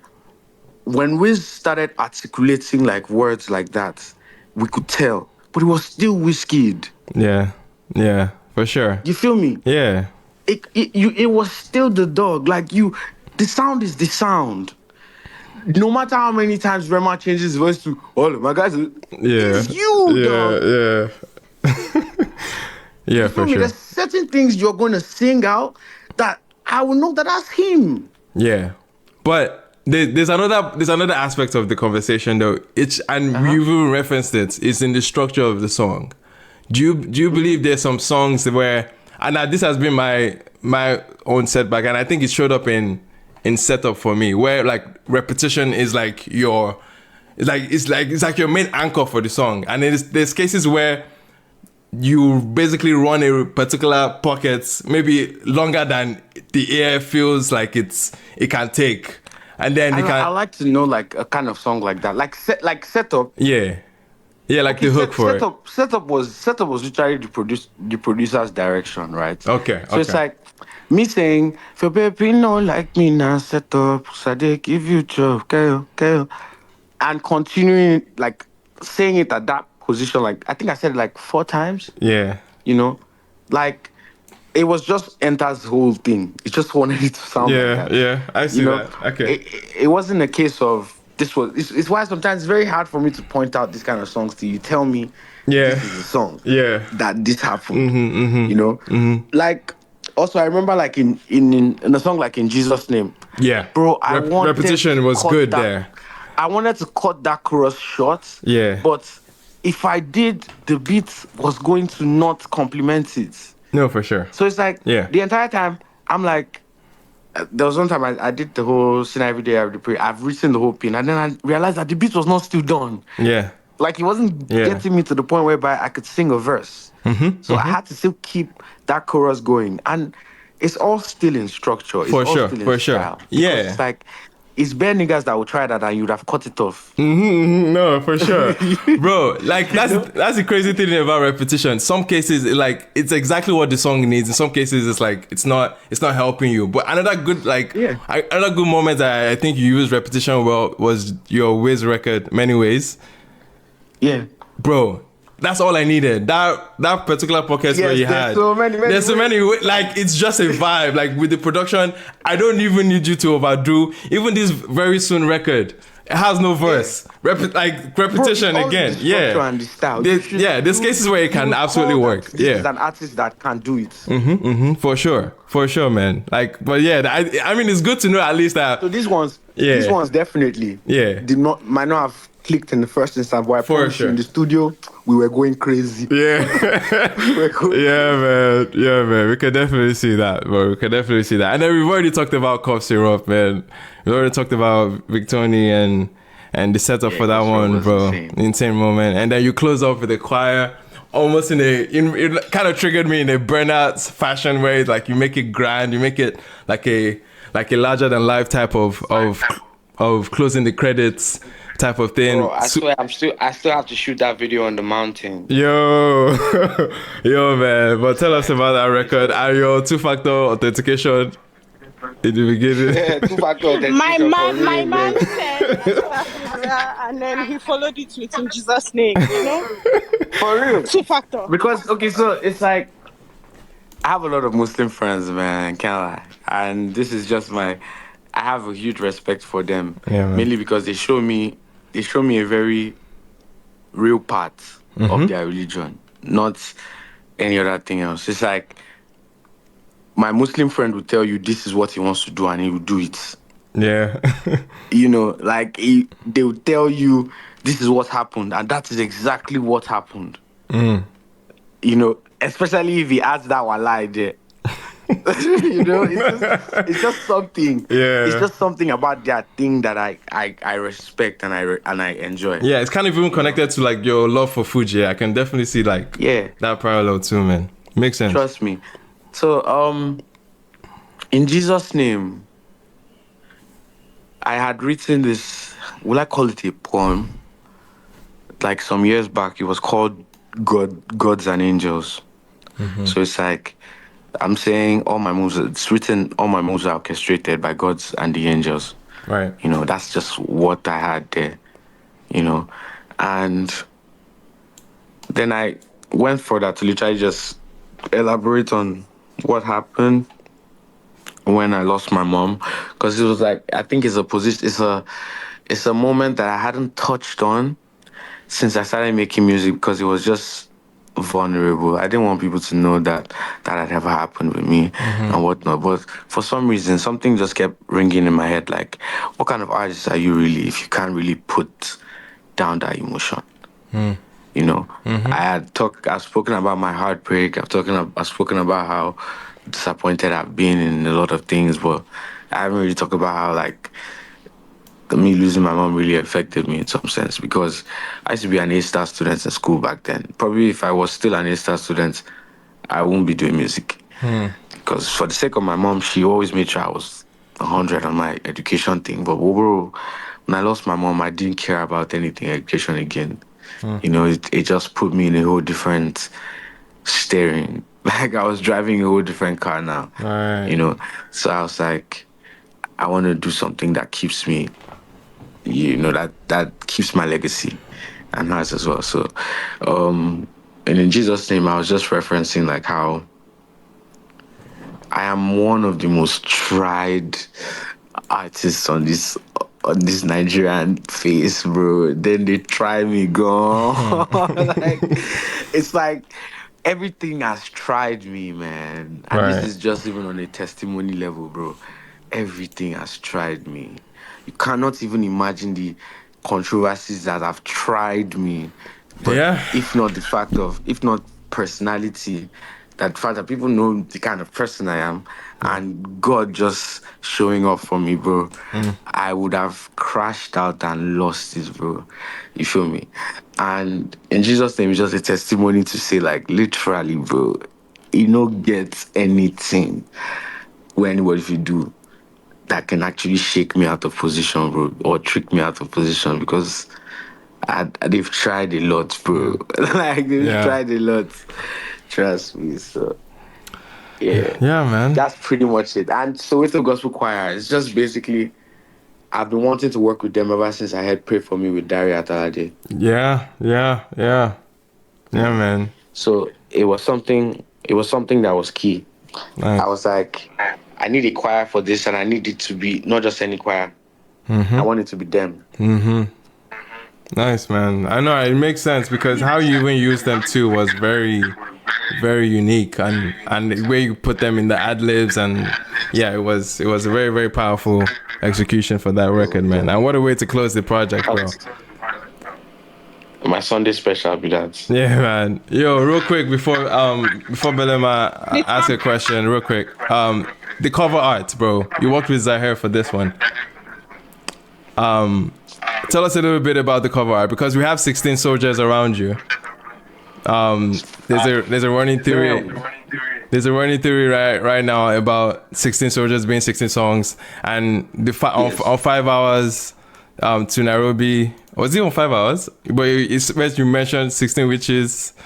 In the dream, like, is there a connection there with 16 tracks as well? There was an actual dream whereby, like, I saw myself in like a place, with actual 16 witches, just mainly because there's 8 on the left and 8 on the right. So, how could I tell that they were witches? It's like I felt like it was out of a movie, because, bro, they were dressed like all this witchcraft attire, like a Santi music video. You know, this black, red, and had things on their bodies and whatnot. But they spoke nicely. Yeah. Okay. Like they spoke nicely. There were things that they were telling me, like, you know, they could do for me. If, like, I don't do some certain things, if I do some certain things, you know. But when I woke up from that dream, or what I say, like a vision, it wasn't panic. I wasn't panicking. I just felt like I had overcome something, or I just seen something, and I chose what was right, you know. Mainly because, like, in the game, right, a lot of people don't know, bro. There are some certain things they need you to do, or they want you to do. Okay. And if you don't do it, everybody just has to just watch you, you know. And it's like, I'm that kind of person. So my label, like, the people I work with, my partners tell me, like, bro, you make us spend less, and you make so much more. It's why, like, we work with you. You feel me? So it's like, those kind of things are very important in the game. You got to make sure, like, you're really grounded spiritually, because you could lose yourself anytime. Gotcha. You know, especially when you don't see the numbers you're looking for. When some things don't happen, when they don't book you for some certain shows, or, you know, there's some things that you just see that kind of make you want to shake or make you feel like you're not popping as well. But bro, all those things are like facades. You just need to keep going. Because the very moment that they see a community of people like connecting to the music, they come back. You know? Yeah. And the cover art literally was Shure. I just told Shure, like, I need something that just depicts my position of, like, you know, play, leadership. Gotcha. I need people to see, like, I don't need to be the striker. I don't need to be. You see, that's the thing about the army itself. So it's like when I'm watching all these army movies, they'll be calling somebody captain and the person doesn't even be in the field. Right. You know, he's not at the war front. He's just giving orders and they don't burn you where you guys follow him. You know, all those kind of things. Sometimes some people go against the captain's orders and they do what they want to do. But yeah, it's just the whole position of power and play. And Shure and Zahid took it so seriously in a level whereby they made it literally like an army film. Initially, it was supposed to just be a picture of like me in a military, like a passport photograph. Right. You know, all these like military end of the year type of picture type of shit. Right. But you know, kept building from that till we got to being surrounded by 16 soldiers representing 16 songs. Representing all my 16 wishes. So yeah, it's all tied together, right? Yeah, you feel me? That's hard, man. Shout out to Zahir and who was the other artist that worked on it? Shout out to Zahir. Shure, right? Well. Shout out to them, man. Beautiful stuff, bro. Belema, real quick. I know this has been amazing. Like, you've broken down virtually every record, and your mindset into it. I hope we can still have some time with you because I know a lot of people want to catch up, want to speak. I'll go to the club, but I still got a little bit of time. For sure. Belema, what are we saying? Hey, Benson. How are you? How you been? What's popping? You in my awful. I was about to say he was for life. No. Oh my god. I'm trolling. Don't worry. No. Even when I saw Benson, he pointed at me and I pointed at him. I accept it because it's you now. No. Congrats on the album. Thank you so much. I appreciate that. You have done a good job. Sorry, Benson, the feedback real quick, bro. Yeah, we're tapping in some feedback if you don't mind. Is it better? Okay. Yeah, it's better. Yeah, it should be good. It's better. Okay, sorry. I was saying congrats on the album. Congrats on everything. I'm sorry, I will go and try set up again. I'll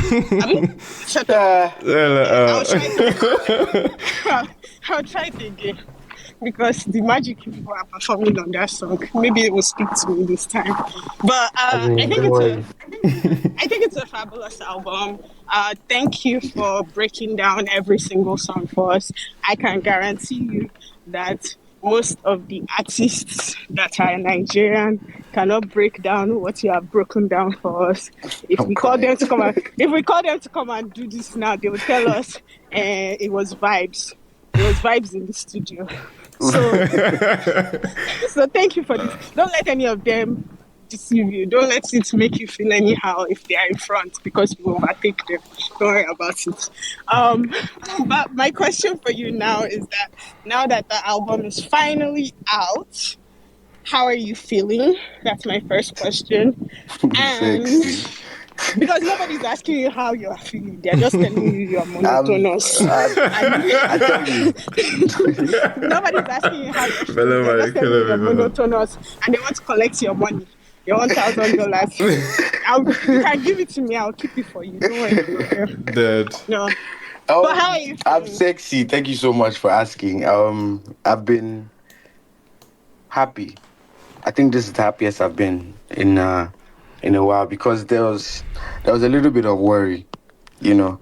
like people to know that sometimes, like, yeah, we be anxious and we, confused. Like, okay, is this going to tap? Are people going to love this? Are people going to enjoy this?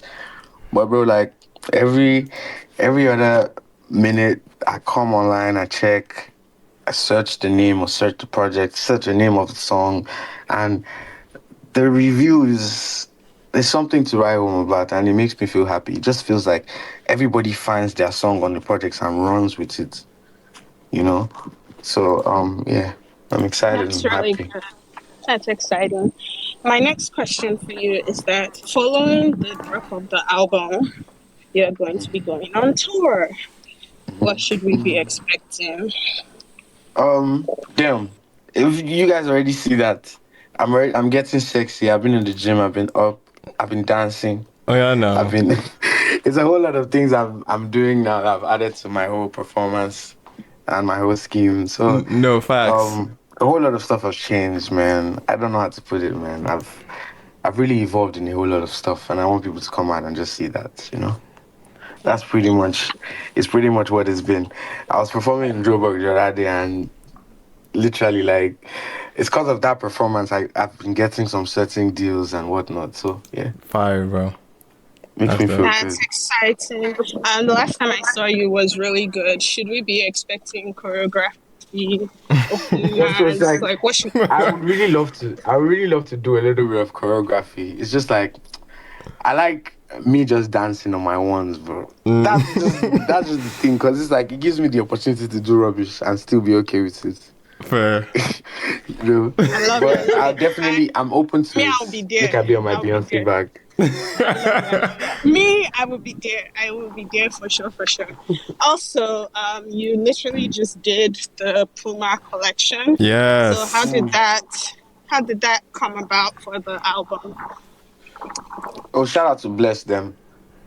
Now them like Shout out, Bless. No, shout out Bless, man. We can't emphasize yeah, enough. so like so Bless has been working with like a team of amazing women lately. I mean, babes just they do everything, bro.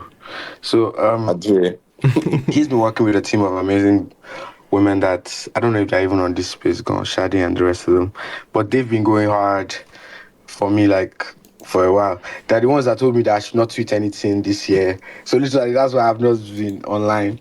I just did watch everybody. It's when I dropped the album and they're like, okay, yeah, you can be saying your mind now. So yeah, shout out to them. Nice. Nice, man. Yeah, I know. Yeah, Belema, was that it? Puma, there's more collabs coming, man. But let's just keep that on the low, Nice. It's about to be really good. I'm excited. Well, again, congratulations. Those were the major questions from me. I know you've been very kind enough to break down every song, so nobody can say they don't know the reason behind anything. You've done well. Honestly, man. Yeah, that was very, very comprehensive. I did try now. Yeah, guys. Man. Thanks. Lovely. But we have some speakers here that want to say hello. We have... That's cool, guys. Yeah, man. Ginger, what's good? Ginger. Yeah. Can you guys hear me? Yes, sir. Me, I don't talk to me blessed bring Benson come since. Bro, it was actually your tweet that actually made this possible. Okay. Literally. Yeah. I get. Yeah, Ginger, it was Ginger man that said we have to get you here, man. Love it. Yes, me, I be want to ask you which side for that Ikeja if they squat, maybe they for all those kind of inspiration. Shit. Which side is it? Wait.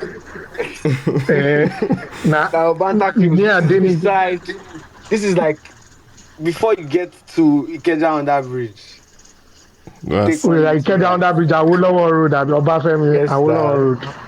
I can't laugh at how specific this question is. I need there's one shower spot that is there, sir. They sell it go for there. Oh my gosh. They sell it go for there. Now I really go there. I need a computer village type that now.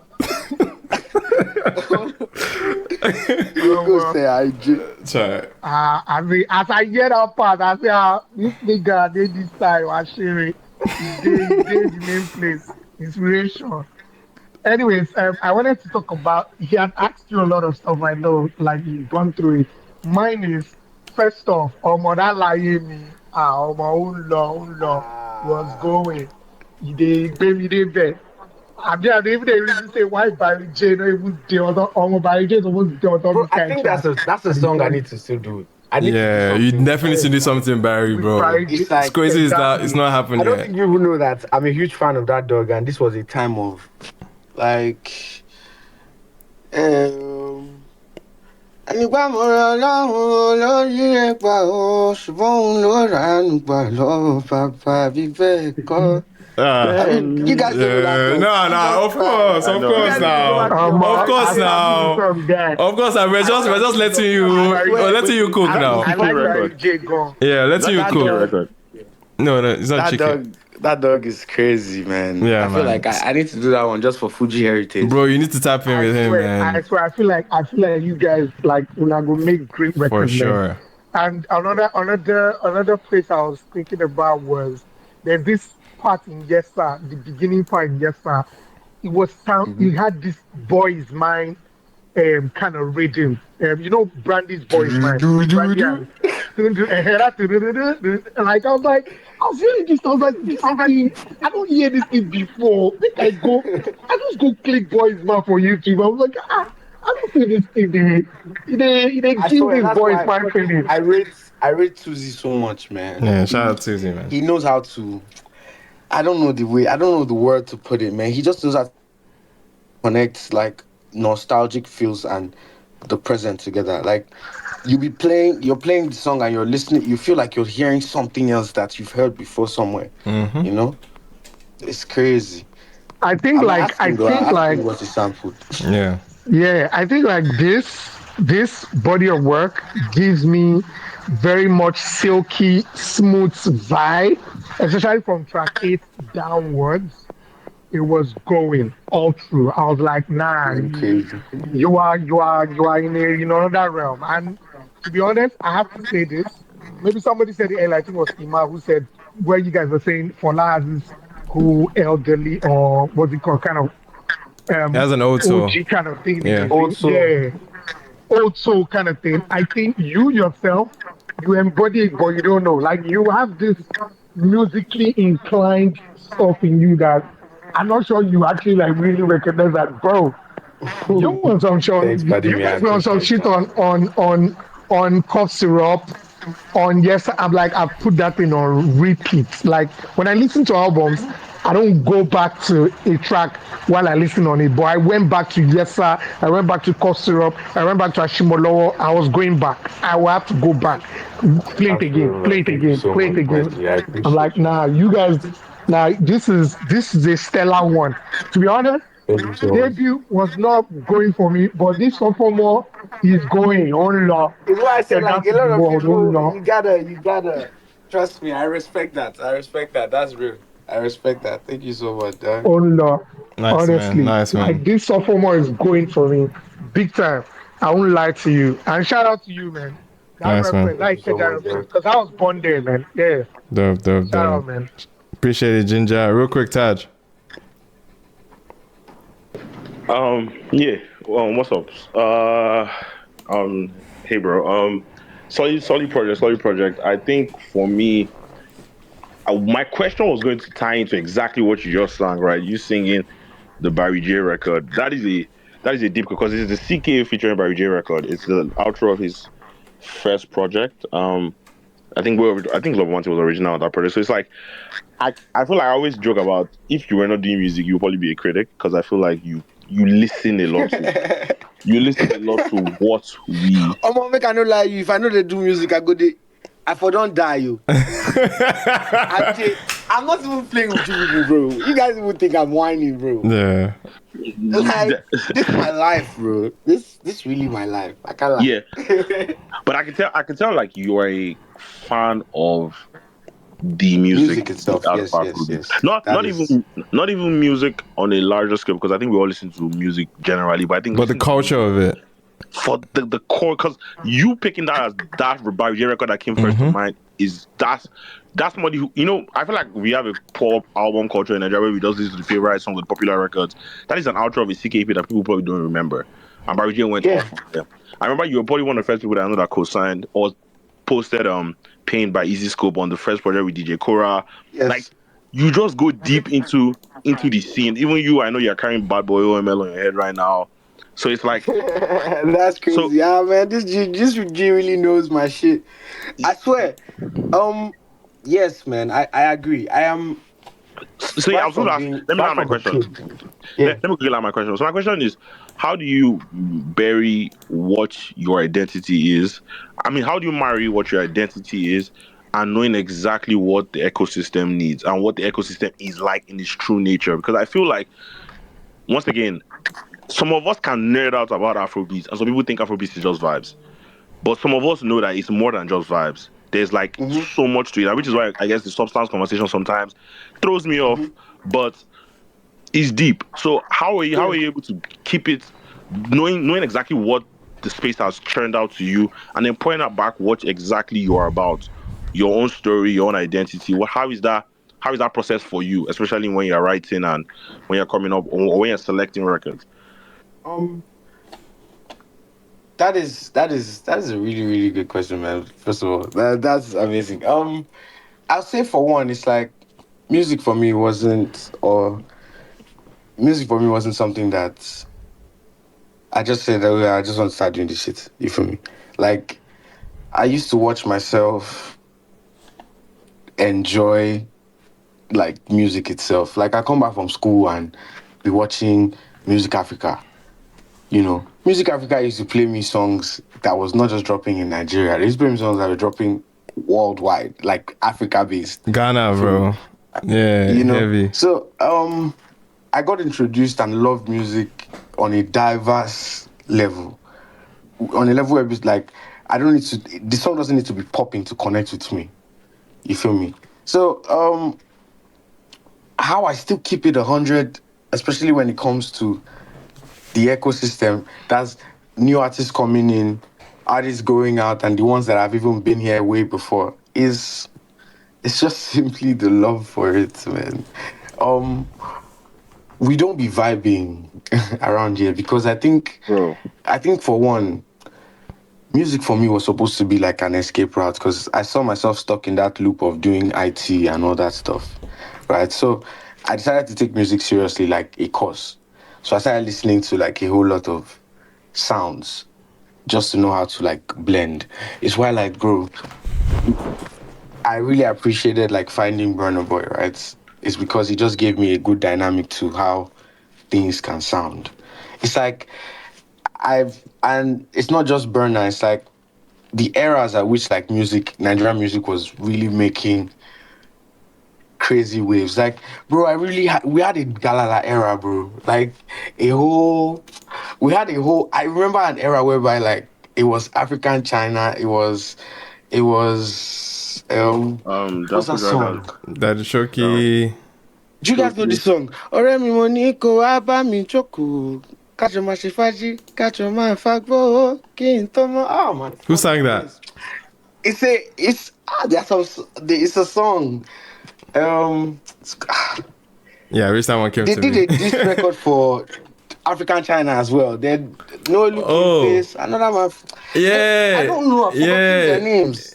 I know what you're talking about. Yeah, the fact that African China was in a beef, I remember that. But who it was, So it's a whole thing. But these were people that I was a kid, but bro, I knew those songs, bro. Like I knew Marvelous Benji, all those kind of records that he was dropping at the time, and like I had Spicy. Madam Spicy. That's who it was. That's who it was. That's who it was. Madam Spicy. I saw all those sounds literally like fade out, and I'm like, okay, it was not probably just going to the end, you know. And then I started seeing like the dynamics, like after that sound faded out. I think people started evolving that sound. They started doing like J1M. Since then we've been in love. we've been chatting, we've been flexing. What's the other song? Connie Love. That's Clever J. That's Clever J. Like we got into that era where people wanted to do that kind of Connie Love. Yeah, that K Solo production. Yeah, that was K Solo era. Yeah. Bro, like that was, bro, like You had to just love music for what it was. Yep. You know, at the time. And I think it's what has really affected me even like right now. It's like I try to connect what was back then. That's why I like OML a lot, because he just gives me this, it gives me a different feel. Like Barry J is also somebody I feel like I don't know what really happened with the whole thing, because he had this run that I felt like could not stop. When he dropped Ole, I felt like that song held the streets down. Yeah, man. I thought it was the next person. Rookie of the year. I remember. You know? Yeah.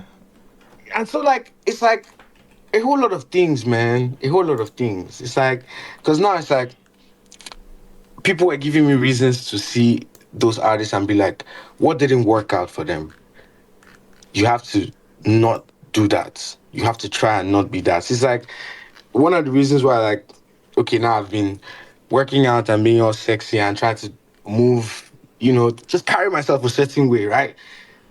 It's all because I need to make sure I'm ticking those boxes that niggas aren't, right?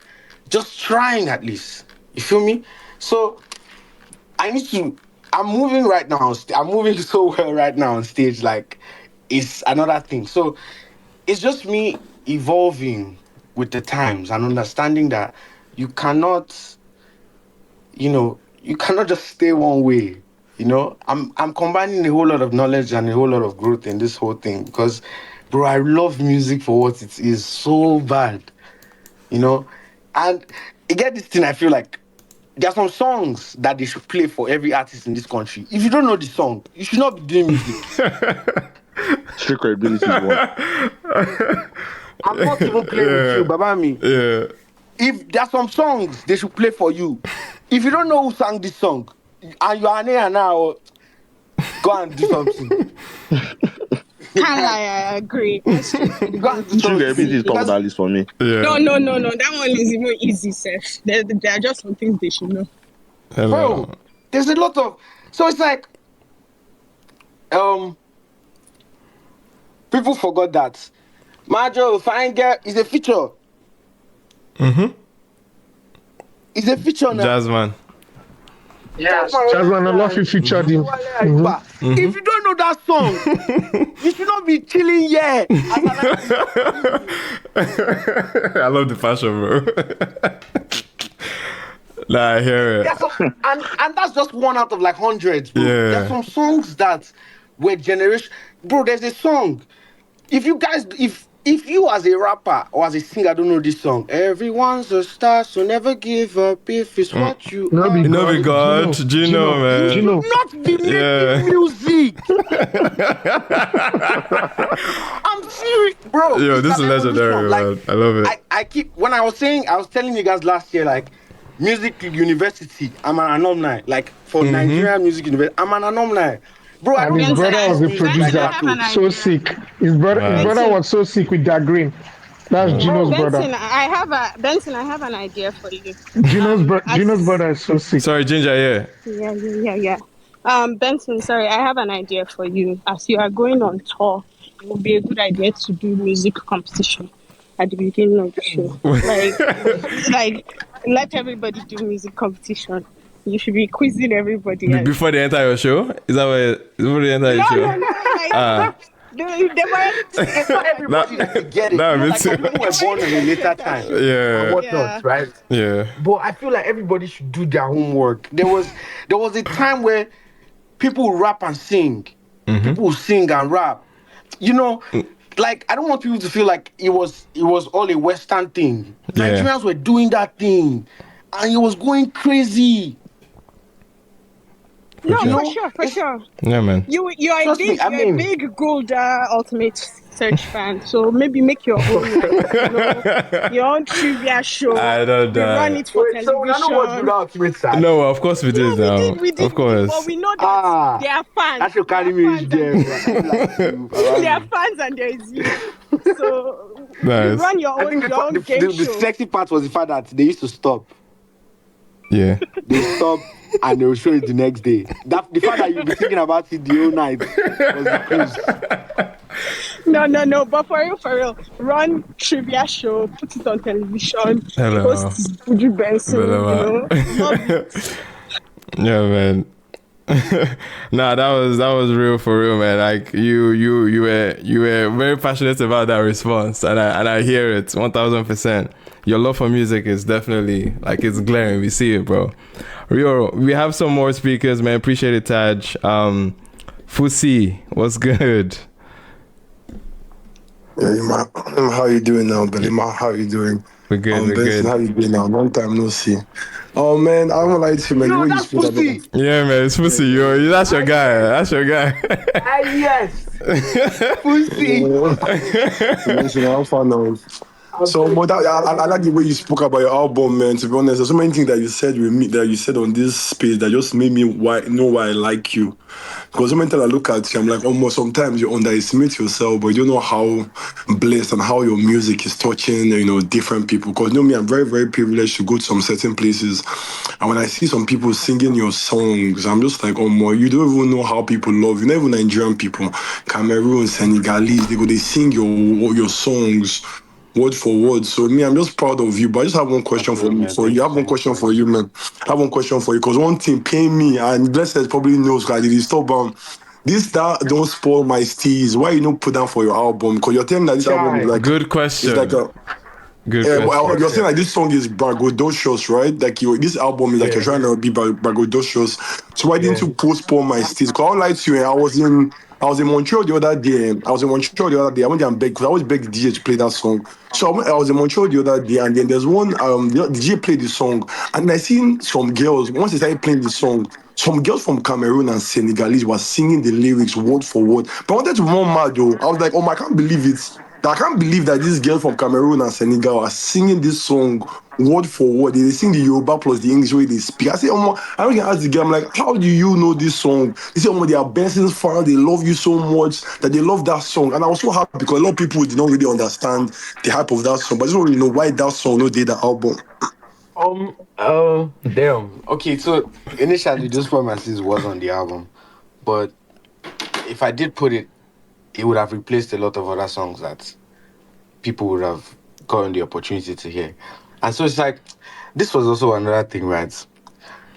Victoria was actually one of the reasons why I put out that Don't Spoil My Steez record. It's mainly because like there was this wall around us, or this certain like this thing about artists, like if you drop music, you guys do some certain numbers. Like we cared too much about certain things. Like there was nothing like, oh, I just did a song, I like it, I want to drop it. You know? Mm-hmm. And bro, no spoil my steez. Now me and my guys, they play them for club. We just did play them. It's in December. I made a song in December and I'm playing it in December, and I see people reacting to it in the club, and I'm like, why don't I just put this one out, not care about how it feels or whatnot? And literally, I didn't say nothing about the record, just put it out, Merry Christmas, and I put it out. And bro, to date, I think I regret it, because the song does its own thing, but I feel like if I put body, it would have been crazy. It would have, if I really gingered about it, it would have been crazy. But if I didn't want to put it on this album, mainly because a lot of people, you would have missed out on a lot of other songs. And if I put it would have been number 17. It fucks with my... It fucks with the whole concept, yeah, for sure. But you go see perform, Sha. You go see perform and they just show. I go play him now. I go play him. You just perform, bro. I'll fight you. You're coming to Montreal. If you don't play that song, I go enter stage, squeeze you. I don't tell you. You play him live. Pussy, man. Pussy is killing me, bro. All right, shout out Pussy, man. Appreciate you, bro. If this is your first time on the space, just know that we are here every Monday evening, 5 p.m. ET, 10 p.m. Nigerian time, where we're just talking about everything in the culture, man. Afrobeats to the world, bro. So yeah, Benson. Fun, man, like, sorry, person just they go hard for listening party where I just say I want to do small for club, bro. Just they go hard. Yo, I hope you still have a bit of your time, bro, because I know, Yeah. Sorry, my G, what did you say the other time, man? Dante. So, make I start from the beginning. I said, Benson, congratulations on your new project. Love, man. Love. I've been a fan since 2018, so any Benson win is a win for me personally. So, That's crazy. you get one song. Right? I know people are always asking about Snippet, but there's this song that you mix trap and Afrobeats. That was like, are you there? That kind of thing. I don't know if you remember that. Hey, where did you hear? Wow, that's crazy. Like, where did you hear that? Yo, don't play with Dante, man. I don't change phone like twice, and I transferred it on phones onto this thing, and I add that record. I was like, I did a DM the talk, say, guy, drop this song, but no. But then again, you know what? I saw the growth, and I guess it's all of that. But definitely, bro, it's just like the same way you don't have. You just sang a song that's. Bro, you just busted my head. Sorry, okay, first, energy. The producer wanted to whine me, and me, I cannot be whined. Fair enough. I understand. So, like, I don't know. It's like I like when people want to agree with me on something. It's like, but he wasn't trying to agree with me. He was just trying to make a scene out of it. So I told him I'll take it down because I don't need it. Like, it's just this is. I like music being music. You feel me? So any music that you see that's on there is because me and producer have a very great understanding. You feel me? Like, even when they collect money from me on some weird shit, I'm like, you're not even making that much money yet. You feel me? But yeah, it's cool. Yeah, man. But the music that you people still expect sometimes might still find its way out. Are you there for one? I actually wanted to give it to Taves. Oh, mad. You know? You know what? You could do that, man. But I genuinely want to hear that version of your voice because there's literally that record and there's Means Diamonds are two like my top 3 Afrobeats mix trap energy ever. But it's just that your one never came out. There was a friend I used to be close to back in uni that time. That snippet we used to play it every time. If you text me around and be like, guys, Benson drop this song, I'd say no. The guy's not dropping it, you know. So are you there, play my like solitaire. Oh no man, are you there, try. Yeah, melodies, right? Yeah. Bro, I don't dare on heartbroken vibes that long ago. Yeah. That's for sure. So, the second question I was asking though that time was, you mentioned you wrote second verse on Totori. I was asking because you dropped the snippet for Ashimolowo. I think it was on your birthday last year. You were like, "What's the birthday without a snippet or something?" And the first verse, I was wondering if you wrote. Omah, you go hard though. Don't play with Dante, bro. Don't play with Dante, bro. He's always here every Monday. He's of that life, bro. Yeah. So it's music. I mean 1 and 2. So I heard the verse, right? And what I was hearing is Koleon. Look, we made it light shape Gbebon. That's what I heard initially. So I was wondering, like, did you change it or I was just hearing rubbish? So you could just tell me. Oh yeah, I changed it. Because it's like the first version I played, there were a lot of things I didn't say right in Yoruba. So I was trying to get the right wordings right. So I meant to say they won't understand. Look how we made it without carrying a gun. Mm-hmm. That's exactly what Dante said. That's what Dante basically said. So before you came, that was his breakdown of that song. I've been putting snippets on repeat because sometimes I'm not like the biggest fan of snippet these days because by the time you drop it, I'm converting it to MP3 and I'm uploading it SoundCloud private link and I'm playing. That's for everybody. And then by the time the record comes out, usually I'm like, okay, I'm over it. But then Totori comes out, I'm not over it. Smolo comes out, I'm not over it. I'm like, the songs went from level 10 to level 100, so like it's just crazy. So it's good now. That's real, man. Thank you so much, Maji. I appreciate that. Nice, man. Trust me. That's dope. That's crazy, bro. That you just busted my head. That's mad, bro. That's mad. Of course. Well, Olawale, real quick, man. I beg. Please, if you can make it very quick for us so we can... Olawale, are you there? Man, solitaire. No, man. See, I already getting ginger now, Abi.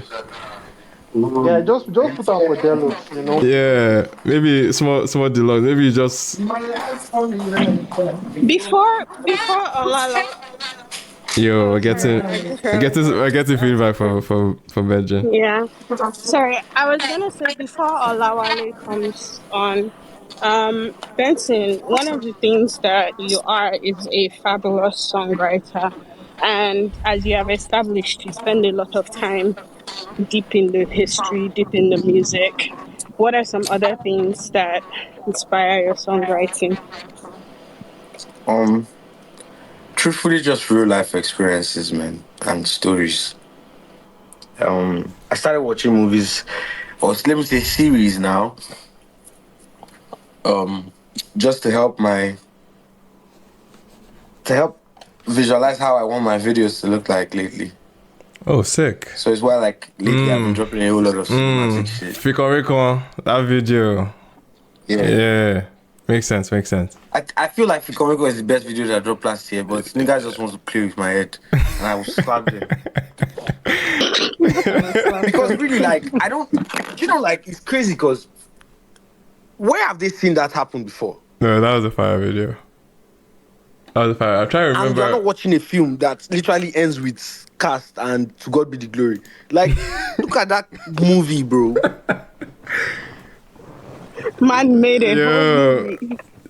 Look at that movie, bro. Like, look at that. You get what I'm doing. Yeah. Even Ramagon, he did not even understand when I showed him the treatment. He was like, "Are you sure they're going to be?" I said, "Don't worry, sir. Turn up." I'm actually crying. No, the solitaire line stood out to me, and I was like, yeah, that's somebody, like, people that I consider, like, very fabulous Nigerian Afrobeat songwriters, you and Moji. And so I don't forget Victoni. Victoni's there too. Victoni, my three people, yes. Victoni's punching there too, man. Yeah, and Victoni record is old as fuck. Yeah. So it's so old, but like, yeah, that's what I'm saying is that like the writing, the chops are there. Like, this is about that life. It's not new to this. Okay. At all. Yo, real quick. You're listening to this. You're listening to this. Faru. Go and submit that album for Hedizo. I don't want to hear that this one for anything because, bro, I did not crash out the last time because so. Ruga sent me one text, right? Yo. Where Headies dropped their nominees. And he's like, bro, let's go and swear for them. And like, that's funny. That's actually, bro. Ruga was like, we should go and swear for them that they did not nominate us for anything. Like, yeah. Nah. The reason why I was holding back my swear because they said there's another Eddies in December. So I was thinking maybe that's the one they were. What do you mean? No, R&B like was in the period that they were reviewing, so it was crazy. It was one of those talking points where it was like, yeah, man.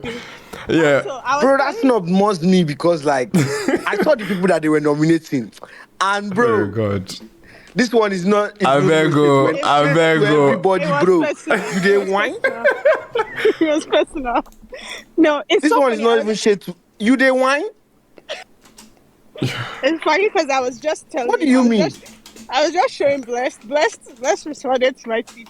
So in 2022, I was tweeting about how I needed you and Ruga to do something together. And you see, like, we're about this life. Yo. And it was one of the best projects that has actually come out of Africa. But did you see the snubbing? No way. It must be now. Yeah. See, there are different levels to your crash out. But if you crash out on this one, we will not have cared. Yeah. Supported you. No, we would have definitely supported you with that crash out for sure.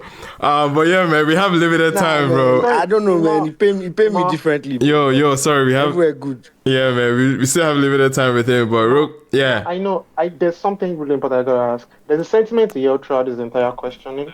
Benson is showing he is teachable. How do you maintain that? Because you're saying you listen to your team, you listen to your manager, and from your fan's perspective, Benson is like this guy. And then he's saying like, hey, I take pointers so I know I can keep going. I learn from other people's mistakes. How do you have that mentality, or what drives that mentality? I wanted to ask that. It's the need to always see myself evolve, man. I take this thing very seriously. Like, it's like I just don't want to be stagnant in any way. So it's like if it's a way I know like I could make shit better, Yeah. yeah, I do it. It's this winner mindset, man. They say I'm Taurus, even though I don't believe in star sign. So I just have this thing that I just feel like I need to just carry out a certain, obligation properly. Yeah. No matter what it is. All right, man. Thanks for answering. For sure. Real quick, man. Pride, you can go ahead, man. Yeah, hi, Benson. Massive congrats from myself to you for your new body of work.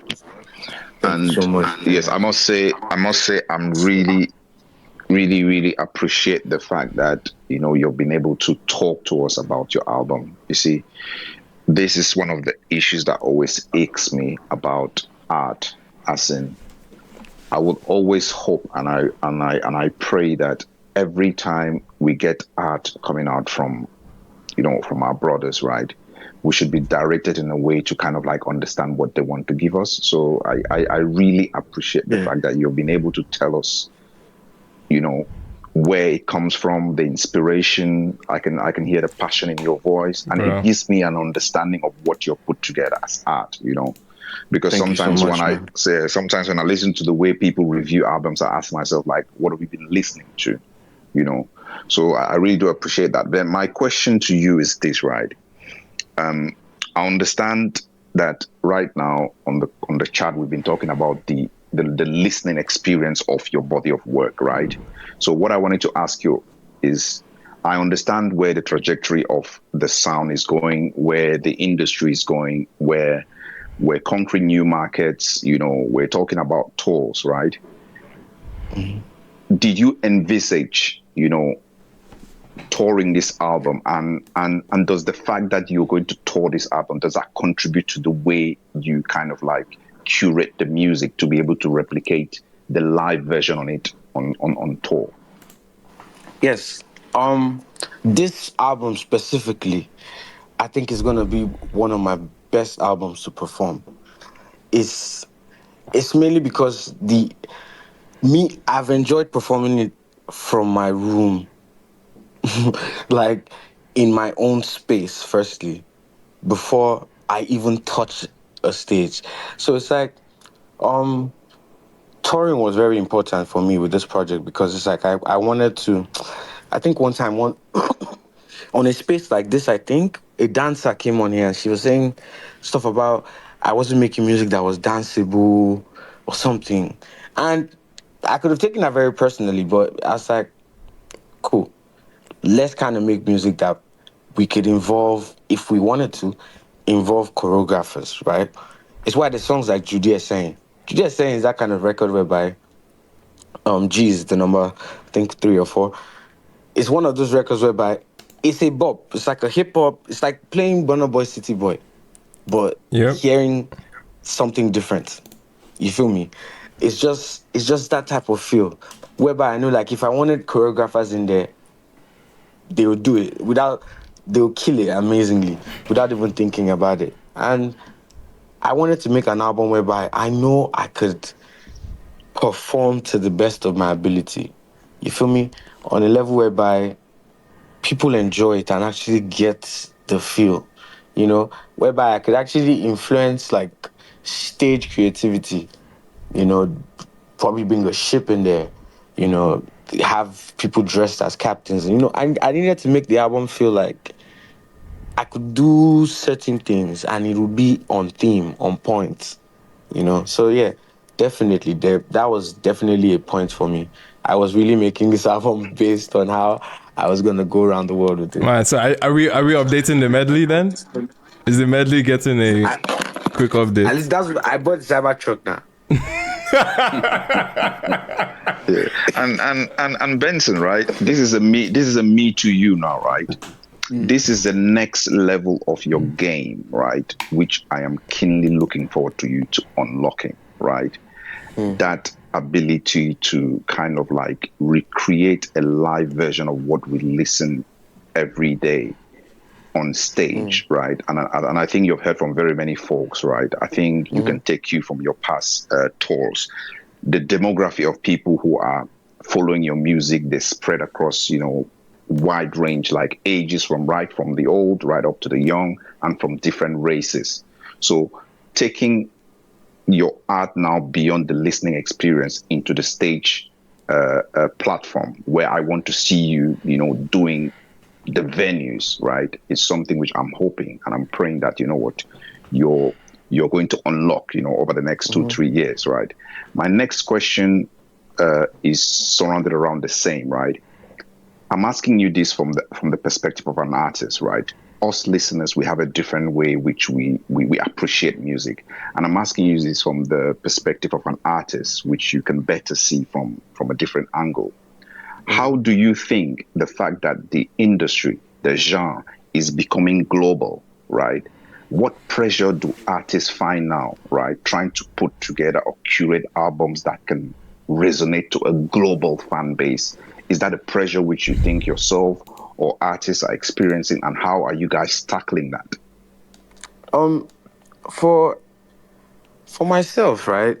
It's like, for an artist like me that I like to make music based off my experiences. It's like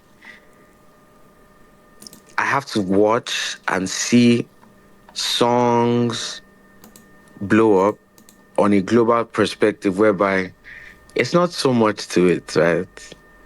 Like if we talk on like lyricism and whatnot, it's not so much to it. So like it leaves you to wonder, like, do I have to dumb it down? Do I have to do I have to say things a certain way? What do I say? What do I sing that blows up? And if you, for a creative like me, man, if you start thinking about all that, you're going to be stuck. So you flow. I can tell you for one that it is every time that an artist needs to make an album, we start to worry. Not worry per se on the level of can I do it or not? You can't do it. But it's like, are people going to accept it for what it is? I use a good case study, like, so when my brother Charlie Poppy was dropping music like last year, he was dropping singles, and he was dropping singles crazy, going nuts about it. And then it was time for like a body of work. But it's like, he didn't really care about all of that, but he just needed to put out something. So it's like a lot of people had their own reservations about his project. You feel me? But it's just because he's a singles guy, man. He's okay just giving you his singles. But then the fans start demanding like a whole body of work, or the label or whoever is working with start demanding a body of work. And then it starts becoming kind of tough, because it's like, on projects, on an album, you need to have something you want to talk about. If not, it's going to sound like a repetitive, project. It's just going to sound like the same thing. You're talking about the exact same thing. So yes, for your answer is definitely something we worry about and we try to tackle every day, because the game is the game. Like, if one artist is popping, you have to look at the artist template and be like, what's this artist doing differently that I'm not doing? And sometimes you could frustrate yourself, because it's like, you see that you're doing exactly the same thing, or sometimes even way better, and it's not, giving you the same result. So I just always generally recommend that you know yourself, your art, you pray.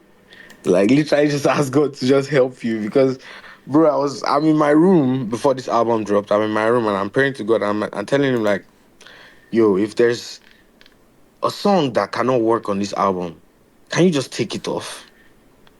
And literally he did. But it pained me, go. You feel me? He hurt me so bad. He did, but it was like, I'm like, cool, that's you. And then he swapped it, or just gave me another opportunity to swap it with something else in time. You know, so that's something that's that's something I do, Sha. So I don't know how other artists carry their own thing. Mad. Real quick, man. Appreciate that, Pride. I know you have very, very limited time. Yeah, your people are telling us that we might have to keep it going. But Lost Boy just had one question just to help us round up. Appreciate you all the time that you've given us, Mike, bro. Like this has love, guys. It's been amazing. But Lost Boy, what was saying? You guys. Yeah. Hi everyone. Thank God I'm the last person. My elder dad did not pass me by. I better go. Let's make it quick. Yes. I've been saying Buju supremacy since 2019 for the first time. And then spiritual. It, like spiritual busted my head. Like I would like to like the spiritual although spiritual and Lenu, I still play that shit back over and over again. I think we should just end this place with violence. Everybody has asked the simple question. Me, I want to know, how did you and Ruga resolve your fights? That's what we are want to know. He has answered this like many times, bro. He answered this the last time he was here. I want to hear. No, not necessarily here, but his other interviews for sure he has answered it. But yeah, if he wants to answer it again, but he can go ahead. So fine. Yeah.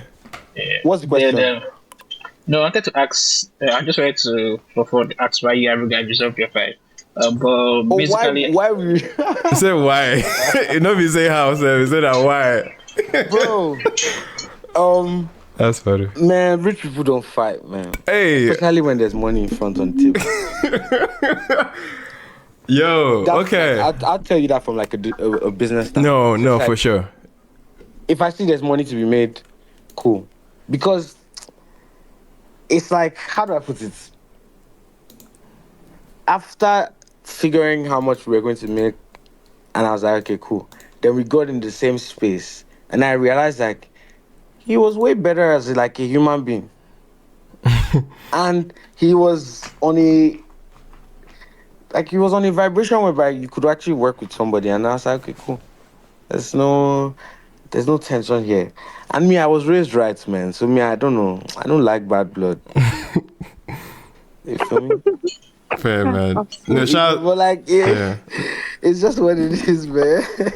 I was gonna say, Benson. He's good people. Since we became friends, like he's just been amazing. He's one of the few people that posted my album now. No, man, for sure. Yeah, please do. Before I land, before I close, my time is limited. I wanted to say that R&B is actually one of the best projects that dropped last year. I won't lie to you. Yes, now, bro, it's the reason why I'm like telling when people that. When the project came out, I had with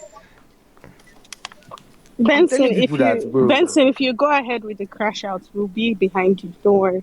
We're at your back. You don't go now. They don't go do headies again. But December, we'll see. Which one I watch you are they doing? They should nominate the project. You go and collect it. They're doing second headies. Don't worry. Yo, man. I think that's about it from Lost Boy. But bro, I can't emphasize this all happened very last minute. It was crazy how we got it to happen. And honestly, bro, the way you answered the questions, the way you've gone into details that I didn't even know I could pull out, bro. Like it was crazy. It was crazy that we got to hear so much detail about the album, and for sure, I'm sure many people that are listening to it would listen to it in a different light now with all the stories. Yes, and go check that out if you and backstory, man. Really for sure, man. Appreciate you coming on, man. The 16 stood out to me for sure. Yeah. Benson, you and I, we are no longer up, Sabi. Yeah, man. You better sort your Can you come? we're no longer ups anymore. Yeah, That's man. why I like we are ups before. All right, man. Anymore. Yeah, man. I love it, man. Bye. I'll be in touch, guys. Thank you guys Appreciate so you, man. much. Appreciate you, Bye. bro. Thank you so much. I enjoyed the listening party, bro. How do we transition from that, bro? Because my goodness. We can transition pretty easily. Yeah. First of all, yes, we are here every Monday, so please come back every Monday. We have sometimes your favorite artists, sometimes your favorite troublemakers, sometimes your favorite critics. We're talking new music. We have the TTC Top 10.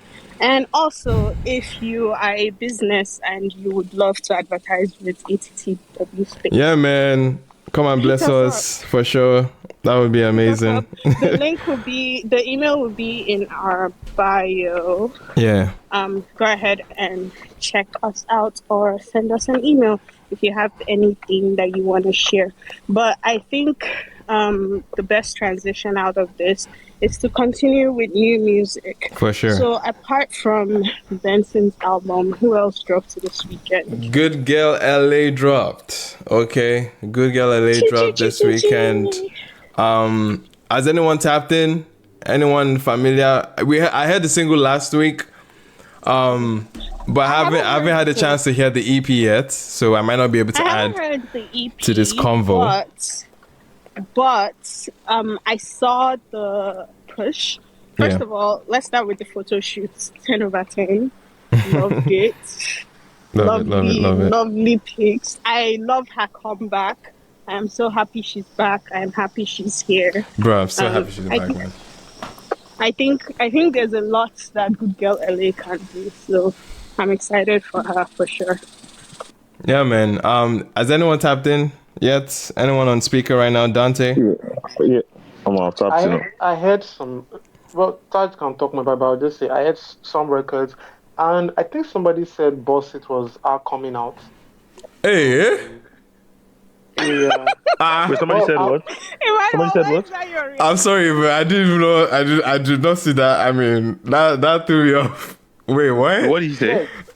So, okay, Dante, repeat what you said. Some of the records on it. I've not listened to the full project. It's not like it's sounding bad. It's good. Yeah. But, I said "Boss It." Someone said "Boss It" is like a coming out song. And I think if I remember the right lyrics, Muse was a female. So that was something I saw. I just wanted to mention that. Yeah, but sometimes that's pretty much the sentiment. That's pretty much the sentiment across the album. She's talking about a babe to put it in her mouth. But pretty. Isn't that just creativity? Does he have to actually say it's like this is what's going on? Like no.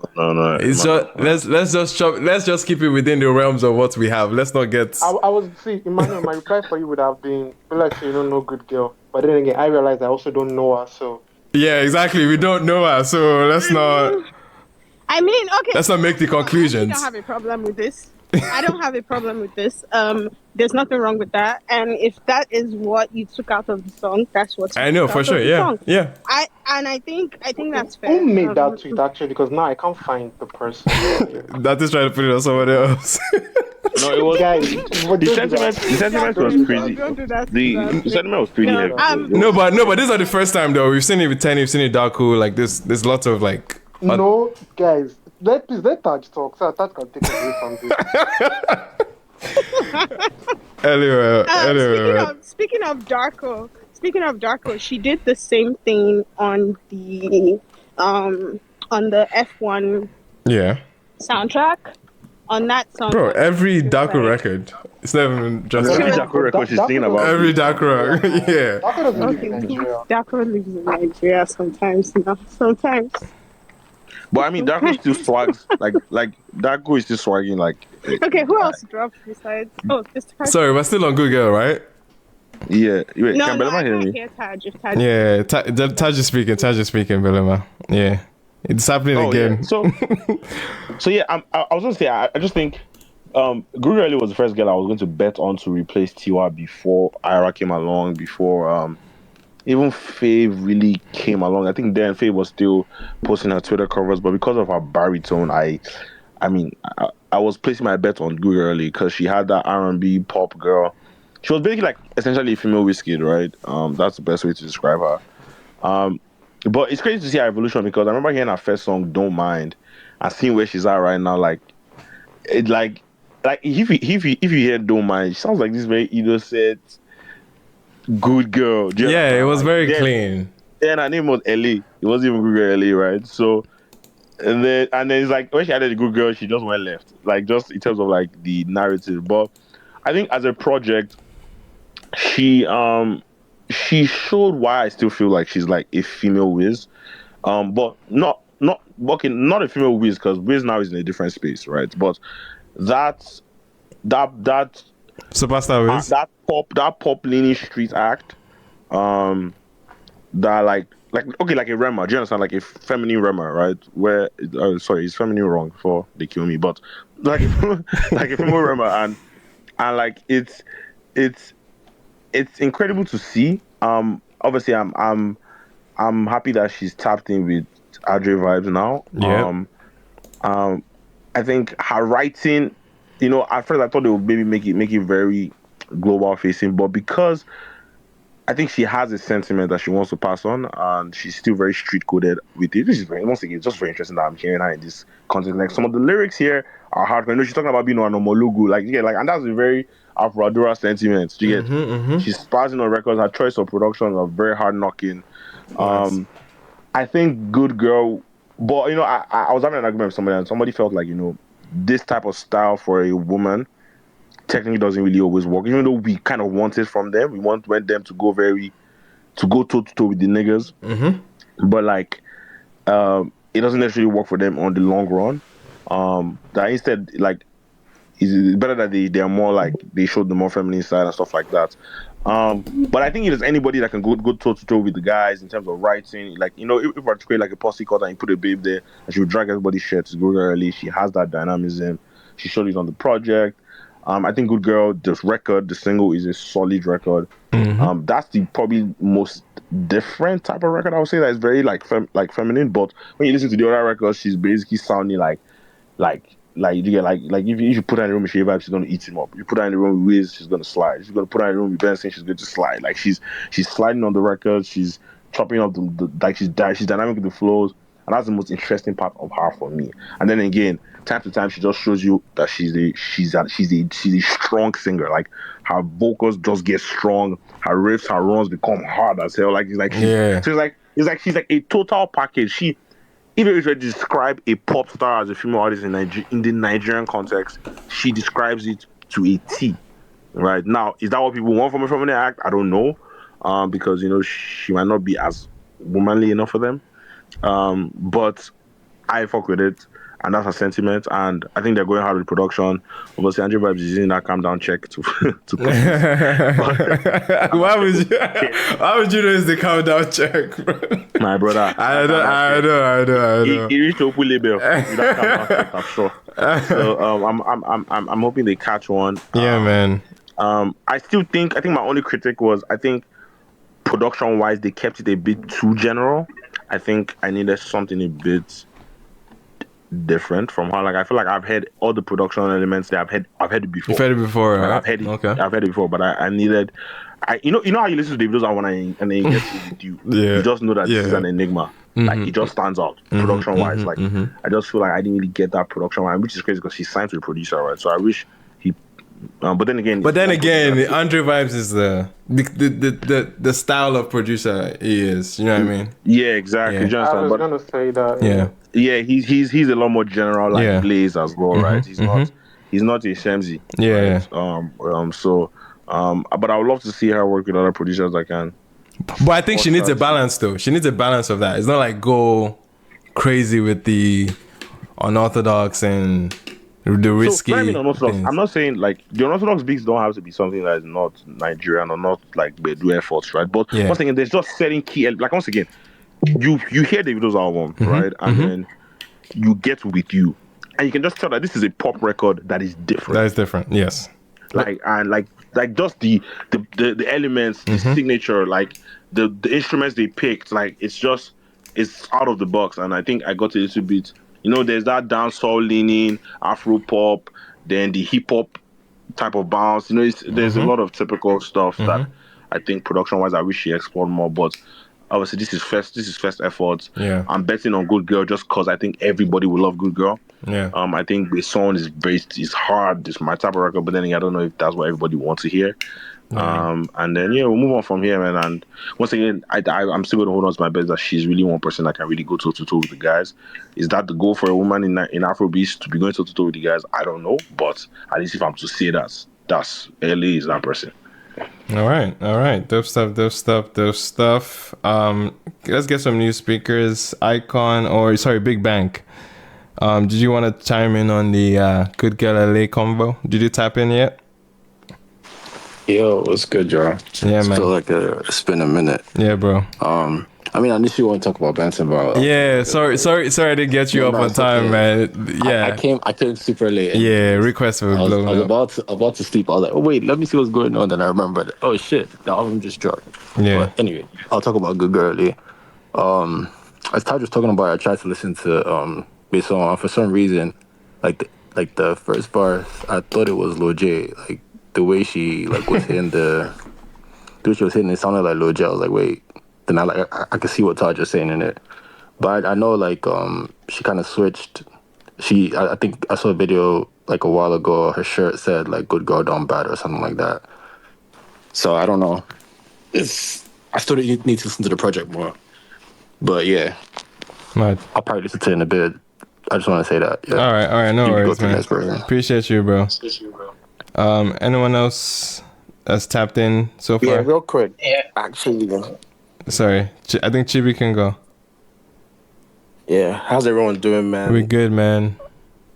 Yeah, that Benson talk was very insightful. It was actually great stuff. Can't wait for the playback to be up. Yeah, man. Yeah, but real quick on the Ellie project, amazing vocals. The babe can sing. She's probably one of those babes that can probably rival Ira in terms of that sound. On the project, right? I think Taj said, Goodgirl was the best single. I wish there were more songs like that on the EP, which is more R&B, in some sense, or soft, feel good. On the EP, she's experimenting a bit. It's like the music is harder, and I think I can understand why a woman would do that in terms of I can actually do this, but in terms of what the market likes or what the market would accept, I mean that's a different question. But in terms of songwriting, vocal ability, she's up there. She's one of those babes that I want to see her album. Let's see what she can actually do on a full LP. Right. In terms of dexterity.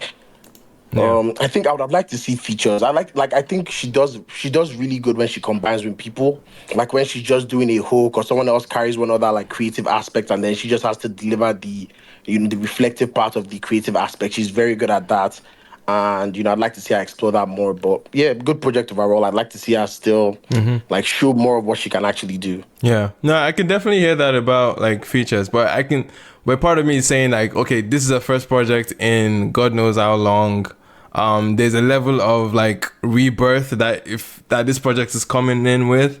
Obviously new label, new structure, new sentiment. At some point, many Goodgirl LA fans probably didn't even know that she was still putting out music at some point, you know what I mean? But I think there's a level of rebirth or a statement that she wants to have with this project that I'm hoping it connects, because she's a heck of a talent, of course. But I can see why they didn't necessarily play with features or not have anyone else, because it's going back to how we used to have those quote unquote breakout EPs, when the Rema just had the self-titled EPs. Oh, that's the template they're using. Yeah, it feels like that. It feels like that. I didn't even clock that because I that works for certain artists, right? And I think the first song had that, but sometimes in terms of dynamism, music can just be better. But I still hear your point whereby you're just saying that you're introducing an artist back into the market. It's all about me. Yeah. Nobody else is taking the spotlight, and that's where the focus is. Yeah, that's what it feels I like. think the marketing.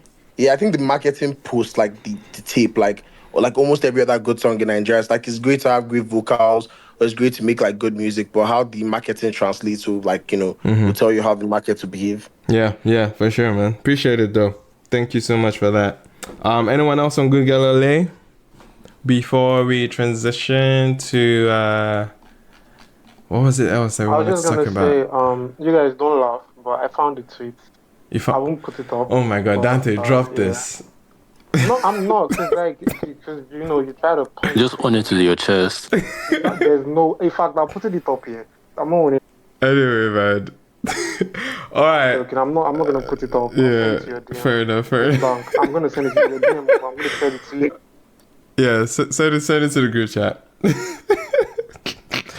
Anyway, guys, any other thoughts on Goodgirl LA? I'm excited to tap in next week on live stream. So tap in with me to hear it, because would have loved to chime in, but I'm not there yet with this one. But yeah, man, Reekado Banks dropped an album. The Game Needs You. Okay, I think it dropped yesterday or today. Well, when did it drop? I'm not sure. I think it's today, man. I think it was after Friday, Sha. Was after Friday? Yeah, anyway, I don't think it dropped on Friday. Shout out to Ricky Baby, man. He's back with a I think this is his second, right?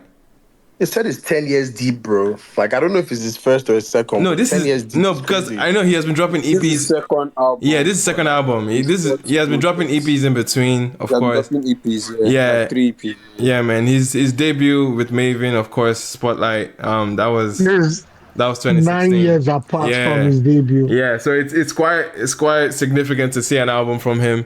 Obviously, since leaving the structure that he had with the Maven. I'm not sure where he released this under, but it seems very solo or independent rather. I think there's other Ziki media behind it, but yeah, it feels like he's going mostly independent with this one, man. But how is everyone's reception so far? I know it's fairly early into the album release. But just dropped yesterday, man. I don't have much to say about, because I'm not, another case of I'm not done listening. Yeah. But the records I've heard, you might be right. The game might need him, that's just personal sentiment. Because I do consider Reekado Banks up there when it comes to like Afrobeats writers and artists. Was there a single of the album? Yes, there was. There were a bunch actually. Mukutu.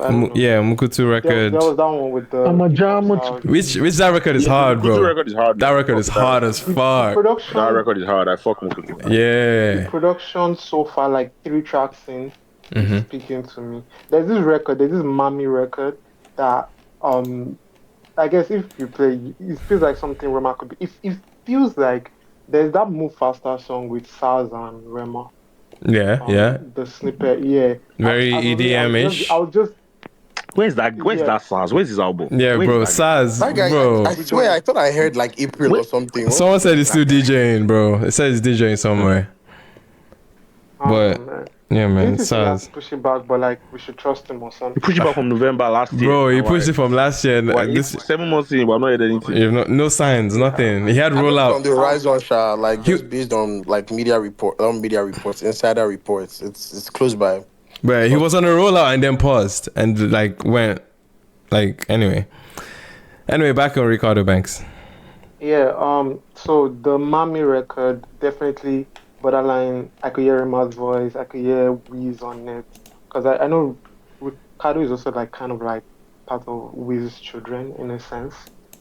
Sorry, who? Just Reekado. Oh, Reekado. Sorry.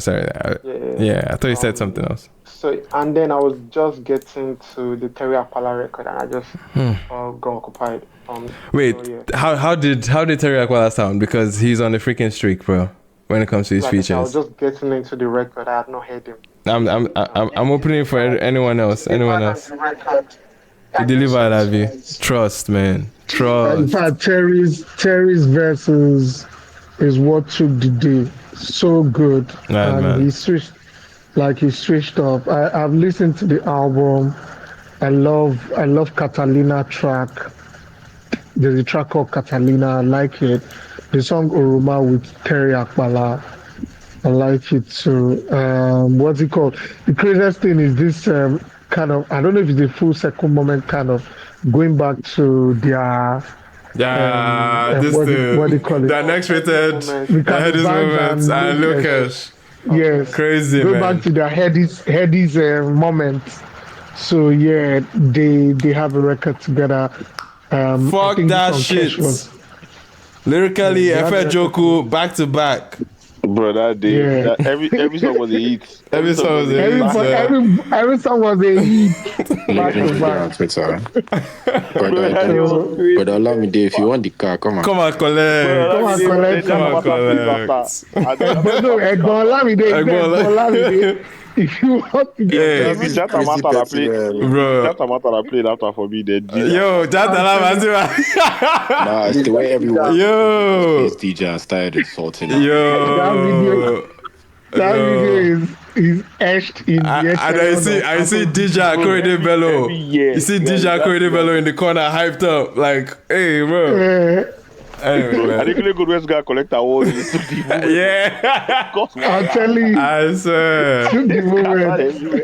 Yo, Iman, you guys should talk about the Black Bones record if you guys have. Oh yeah, we should tap in for sure. But any other thoughts on? I was gonna say one thing about Reekado. I think if I'm ever rich as fuck and I own a label, Reekado Banks will head my A&R department. Just a heads up. Oh, because one of those guys like. That Tiwa's interview that she had on Joey's podcast, she was just talking about how when these guys are in the camps and whatever, like Reekado is that guy that is, he's the vibes are coming in. I can tell you for sure that Reekado Banks in the studio will be a sight. That's probably somebody that you throw him anything and he's sliding on all. Like on all, everything. If you like throw him funk, he's excellent. He will find every pocket in there. Nobody catches more pockets than that guy. Like nobody, bro. There's a track December on this album. As in this thing you're talking about now is the way he was sliding on it. This it's December track. The intro is a masterclass of finding pockets. He's another student of the game proper. Melodies. You can for sure. We're student. Bro, he's a fucking student. Bro, it's crazy. And the track doesn't feel much like an intro. It was literally like the title is freestyle, and it was freestyling and trying to find pockets. Like it's almost like you're watching his process of trying to make a song. Right. And I guess if an average person sees him, I'm sure if an average person sees him in the studio, they'll probably think he's not normal. Like the guy, like I think the greatest thing that I heard was the record. The Reekado Banks, Mr. Easy and Illbliss. Illbliss was speaking about how he went to the studio and he wanted to like bow up the track, and he was like, Bogabos, calm down. Now two line we go do. He said literally another record. He literally gave Illbliss how to rap on that record. That's how much that guy knows how to. Like he hears a beat and everybody's thinking one way, and Reekado is somewhere else with that beat. Like his pockets are insane. Like. He's a pop star and like a student of like just Afrobeats. Once again, this is why I had to ask Benson that question. Like, sometimes people just think Afrobeats spin are just vibes. Like, bro, some people take this thing more than vibes. People take it as religion. Like, that is what they tell artists. It's part of it. Like, it trickles down to the audience because they're telling artists that all this one way they do, all this like, and your Afrobeats. If you actually go, like, I like all the things Benson said in the context of history because our music does have history. Yeah. And if you're trying to make Afrobeat, try and learn. There is so much, bro. And you find it, you'll be like, there's this. I think a lot of like Afrobeat nerds rave about that Duncan Mighty album that it was just going. Bro, what? Yeah, man. What? I'm like people speak about Duncan Mighty album. Bro, gotta listen to. I like a deep cut there. Like I don't give a shot. How Duncan Mighty starts that record? How Duncan Mighty writes on that record is exactly what Burna has done multiple times. Multiple times, and we're going crazy on that. That PH. Bro, what like that PH sauce? Bro, like he's no. It's like he's talking when he spoke about is the Port Harcourt and Lagos party, a mixture of Tumbo and NSC. Like, bro, like like guys, see, trust me. I always say like. If you want to nerd, like I fuck with people that are nerd out on Afrobeats. I know some people just take it as if you feel good moment. But bro, like look at the moment that Benson highlighted, a random ass moment of African China and beefs. Yeah, bro. Yeah. Like there's so many moments, bro. There was a Galala period. There's so much to this shit, man. And people just sum it up as vibes. They've been interesting, but I see those periods are directions and community that can be built in the industry. It just feels more like futuristic sounds. Like if people wanted to, they would type situation. For sure, man. For sure. No, this is good, man. Loved all the conversations that we've had today. But on the Reekado tip, I think we'll come back to it once all of us have digested, I guess, most of the album. Speaking of Reekado, I know his brother is an artist. His younger brother, right? I saw it. Atifire. Yeah. That record. I love that record. Is his brother on this album, or is he? Has he plugged his brother? He's not the. He's not the. Who is he Atifire as his brother? Atifire. I can't remember his brother's name, but No, he sounded good. There's one young boy like that. Let me explain. Yeah. What I saw. Again, if I'm wrong, somebody correct me. There was literally like I think blogs and people posting that Reekado Bang's brother is good too or something like that. Yeah. And I actually think like weeks later Reekado came and said, "Oh, that's not his brother or something." Is it? I never saw the clear up, but I saw the news. Wait, there definitely is. There is a guy with a spitting image of Reekado. Spitting image. It looks like it was. Okay, then I don't know that. It looks like it's Reekado's son, if anything. That one is his brother. No, that one is his brother. There's his brother Gongo that has the song. Yeah. This one is super young. This is his brother. Yeah, very young guy. It looks like maybe probably 15. He looks like this Muyiz. This Muyiz boy. Yeah, it looks like them Muyiz. Son for him. Yeah. Now their last born for their house. So he's not on this album, right? Or no, he's not on the album. He's not on the album. Okay. All right, man. We'll come back to Reekado Banks next week, hopefully. Once it's you know what I mean, it's had its time with us. But yeah, man. Speaking of new music, yes. You highlighted Black Bones dropped. Chibi, is Shaboozey okay? Chibi, man. How you feeling about the Black Bones record? I don't think we're getting. I think I was right, man. I don't think we're getting our much needed beef. I don't think we're getting our beef, but it's still going to be subtle shots here and there, from what it's looking like. But Chibi, how did you find this new record, man? I like it. It's fun, but I actually wanted to hear what you guys thought about it because, for me, I think like Black has been on more on this. Sorry, Taj, you can go ahead. I beg. I was like, I don't know. The record does not excite me. Like it sounds like it should excite me. Like the snippet he dropped, then I heard the full record in context. And I like the beat switch; it's pretty innovative. But I don't know, man. I'm not as all the way moved on this one. Okay. It's a better attempt, and I don't know. Yeah, it's not bad, but I've liked like Black Bones' recent efforts. Like even like the 3-pack he dropped, the Only God Forgive Us, the record even put the orange something, I think like I've liked the efforts, and I've liked how he has pushed the needle a lot of recent, right? Taking it back to like this party efforts, I don't know that I'm all the way there for him. I don't think it's his strength. I know he might want to play that, like dabble in it a bit, but I think I fuck with like even that record what's that song? The Ice-Spice record. Like I love that record. I feel like he has a very creative way of interpreting Afrobeats in like a rap context or in like he interprets Afrobeats in a rap context but still makes it very like danceable or enjoyable. It's not serious music, like he still knows how to do that. But this one, I don't know, it felt like an attempt to make like the faster paced record, and I don't know that he caught the pockets for me. The beat switch is for me the highlight of it. Right. But yeah, that's about it for me, sir. Dope. Anyone else tap into Go Crazy? Black Bones? All right. Anyway, like I said, I haven't tapped into New Music Friday yet. But yeah, man. It'll be interesting to see how that one sits with me as well. But Fave as well dropped. Okay. A Colors show, performance, intentions. How are we feeling, man? Fave, she's out. Crazy record. Nice. Like that song is so good. Like it's probably my most played song actually of everything that dropped. Oh, mad. Now that I'm looking back, I thought like Fave is just one of those talents that need to explode. Like in terms of her pen, like the way she sounds unique. Like nobody sounds like Fave. And now she's with Atlantic. I'm just hoping that they give her that. Like this record, when I listen to it, like this record, it doesn't sound like something Fave would have dropped by herself. I feel like she's more. She's artsy with it. Like she likes to play around with her records, show like different sides. But this one is just like a straight jam. Like it's just short, it's concise. It's like I think it's 1 minute. It's 1 minute 30 seconds or so. 1 minute 48. I'm saying here. 1 minute 48. Yeah, pretty short song. Really impressed. There's just something about it. I feel like if they put marketing around this, like around the US, the UK, it has potential. I literally saw this video of this babe on my TL vibing to the song. It has that kind of vibe where babes can actually like vibe to it and can catch on. Like that's what I think. Top song. Not mad. Any other one? Anyone else tapping yet to Fave? Yeah, it's a nice effort. Taj, are you about to go? Can you hear me? Yeah, we can now. Yeah, I was like, yeah, it's a good effort. It's a good effort. I'm just still yet to get a record or like a project from Fave that I've loved top to bottom. Like I'm holding on to. Maybe the first one was Dippy was really good. I was gonna say that. The second one, I don't know. It feel like it just. That was Rhythm 5. Yeah, Rhythm 5 was the first one, right? The Dirty Love had hit like it had records though.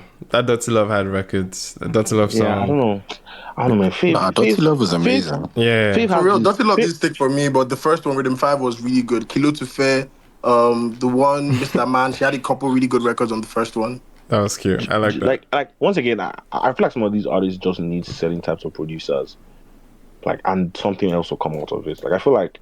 Okay. To go into the comfortable space. So, is it Dami on this particular record too? I don't even know who's on this record. I just felt a bit familiar. Felt a bit familiar. I'm seeing someone else. It's not Dami. No, I don't think it's Dami. No, Dami's doing house now. That's it. He's doing, and he has a crazy record out now though. Like I saw you put out, or at least he's doing the artist route, right? Like he's putting out his own music. He's putting out his own music, and he does like Afro house now, and he's like a DJ in that space. So nice. He's doing more for himself. Nice shout. Yeah, but in terms of Fave, I don't know. It felt a bit familiar, and I want to see her in some other efforts, but I'll wait for the full project. I'm sure there's a project looming around somewhere. But the girl's talented in that song. Oh yeah, super talented artist for sure. I'm still going off of that No Games record. Anyway, she's had some moments, man. It's just a matter of, I guess, finding what the people need, man. Bro, that's the thing. You can have good material. He's scarce, man. Yeah, scarce die. You can have solid material. I don't show anybody. Davido, Charlie Poppy. Yeah, bro. How Burna should work together, like they're on the same label. I know she's been like. Wait, is she actually with Atlantic now? Yeah, she's not. I mean, yeah, she is. I've been seeing the strategic positioning. Yeah, no, like, and they've been pushing the like Burna thing slightly. Like, they've been sighted together. Everywhere Burna is Grammy weekend, like. They put her in those rooms. And they Matthew sign on Bad Habits Atlantic. Oh, it's a Bad Habit thing. Yes. Crazy. So the direction of musical is good. So it's more Bad Habits. I find somebody recently, and I don't remember who it is. There's somebody else as well that they've picked up. I saw their logo. Is he Nigerian? Who?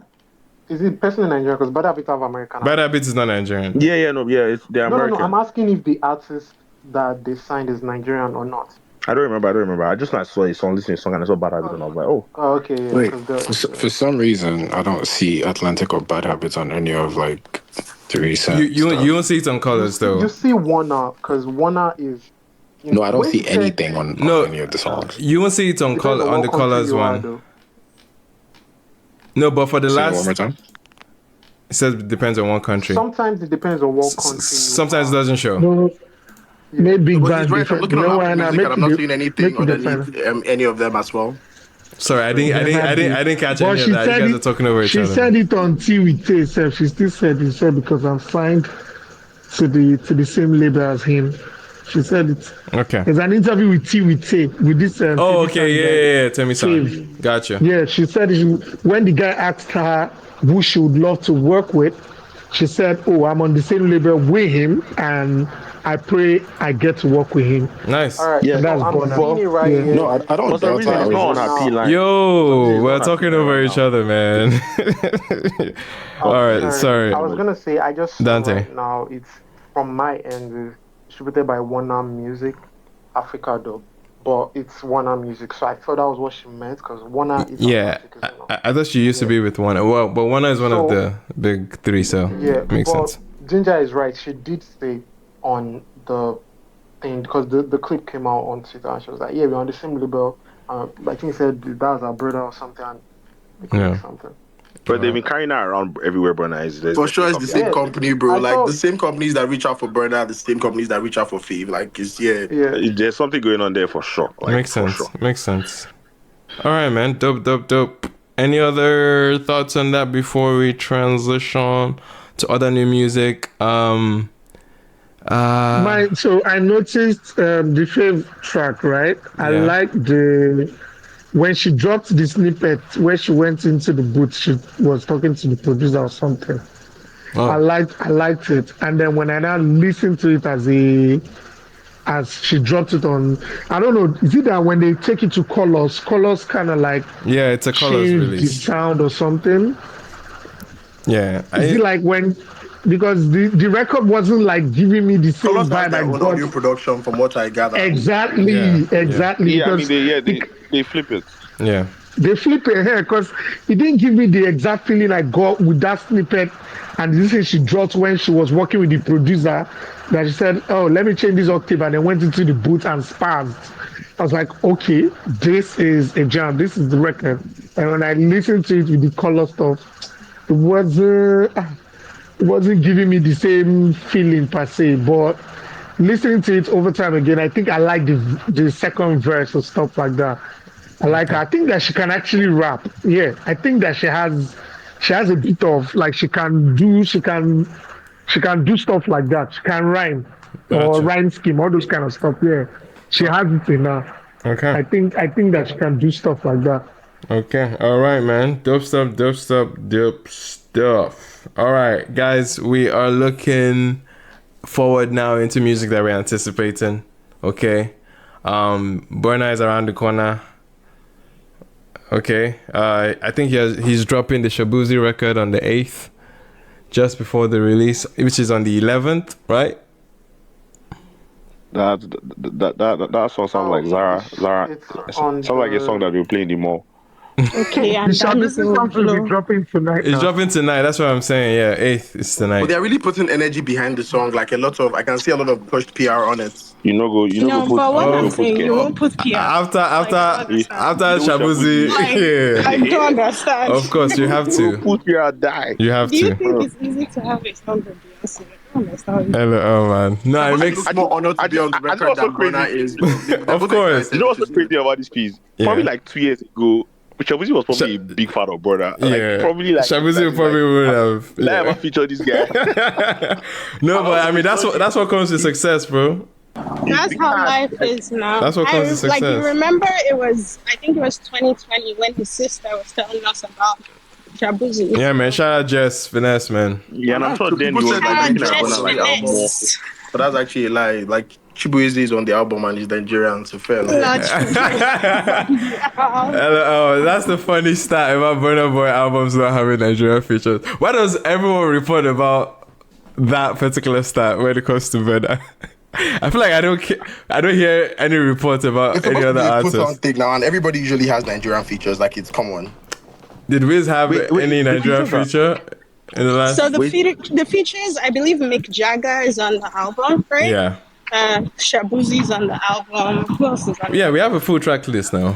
Then there's a Travis Scott record, which we already heard. Yeah. What's the temperature on Ta for everybody? Fire, 100/10. Okay, Belema. I think it's a fun song. Belema said let's not talk about it. LL, man. The last feature is Stromae. Oh yeah, I am excited. The Belgian musician. Ooh, I am excited. Stromae. I am so, guys. I am so, I forgot about that, bro. Nah, I'm excited about that guy, bro. Rwanda, I mean Belgian. Bro, that's his background. That's his background. Stromae but it's Belgian. But that nigga looks white. What do you mean Rwanda, dude? What do you mean he looks white? Rwanda. What's wrong with you? You people don't know Stromae, You want to argue with Stromae? People do not know his nationality is Belgium. His ethnicity is different. But wait, just to clear this up, isn't that guy a white guy? Or is he black? He's not white. He's black. He's black. Come on, man. What? Belgian musician or Rwanda musician? Which one? He's Belgian, bro. Like, let's just keep it pushing. Gingerbread. There's no need to. It's not an argument. I am Nigerian, but I live in America. Oh my I don't understand what this question is. Oh my god. You think every black person in Europe is anyway? Let's move on. The guy's black. He looks mixed. Yeah, he's black. Yeah. Why is this a discussion? But anyway, I think Emmanuel, I think I know what the problem is. They saw this guy that looks mixed, speaking French, and they were so confused. Please, that's a Rwandan man. Anyway, that's my like meh from like early 2010s. But he has done a lot more since then, bro. Meh is crazy. No, you don't understand. So wait, let me explain. Let me explain. Before Burna Boy knew what Burna Boy was doing, there was Stromae. Man. Don't fuck with Stromae. Alon Dance? Are you kidding me? 2009, 2008. Papa Ute, Formidable. What do you know about that, bro? 2010. Don't do this, please. Yeah, man. These millennials are at it again. Oh God. Anyway, you say millennials. Fuck you. Millennials at it again, man. Ah, man. Anyway, man, I'm looking forward to the Stromae. The Kanye West remix. Yeah. Alon Dance, yeah. Yes. So wait, the guy does like no, like he does everything. Trust me, he does everything. He does everything. He does everything. He has evolved too. Like he has evolved beyond that. Music that is not your language. Even had some Afrobeats. Even had some Afrobeat records on his last album. In 2010, you put on Stromae. That's fire. Anyway, Stromae 100. Yeah, that guy. Not in my secondary school. Was like, not in my hood. Not in my secondary go listen to. Gen Z. Go listen to more and more. Those are Stromae for my secondary school. Don't come for Gen Z. Anyway, listen to more and more from his last project, man. Wait, if you people should go to highlight something. Yeah. This Stromae you just mentioned, right? Mm-hmm. There was Loji had a show in Morocco that there was a Afrobeats, I don't even know. A festival, yeah, there was a festival. Yeah, Loji mentioned one time asked about Stromae's performance and how like the shows have section and how the shows are when it comes to production and like I saw Stromae live. One of the strongest. Till today, no one has topped that production set ever. Even Beyonce didn't. I'm sorry. There's levels. Okay. It's next to Beyonce when it comes to production, like setup, bro. This man had these revolving screens. Wait. Then when did you not post Tyler the Creator? I beg. I've not seen Tyler live. I'm talking about people I've seen, Sha. Okay, people you've seen that. Yeah, but Stromae had this thing where apparently he had like, I think 8 or 9 trucks that he had to go with on tour just to carry this setup. Like it was insane. Like picture like big TV screens, but they are on these robotic arms. Each of them are these robotic arms where with each song they form a different set and different setup based on the song, and they have different things like obviously projecting on the screens. It was the next level amount of dynamic setup I've ever seen from a stage performance. Something I was gonna say on this Stromae topic before we move forward is that this also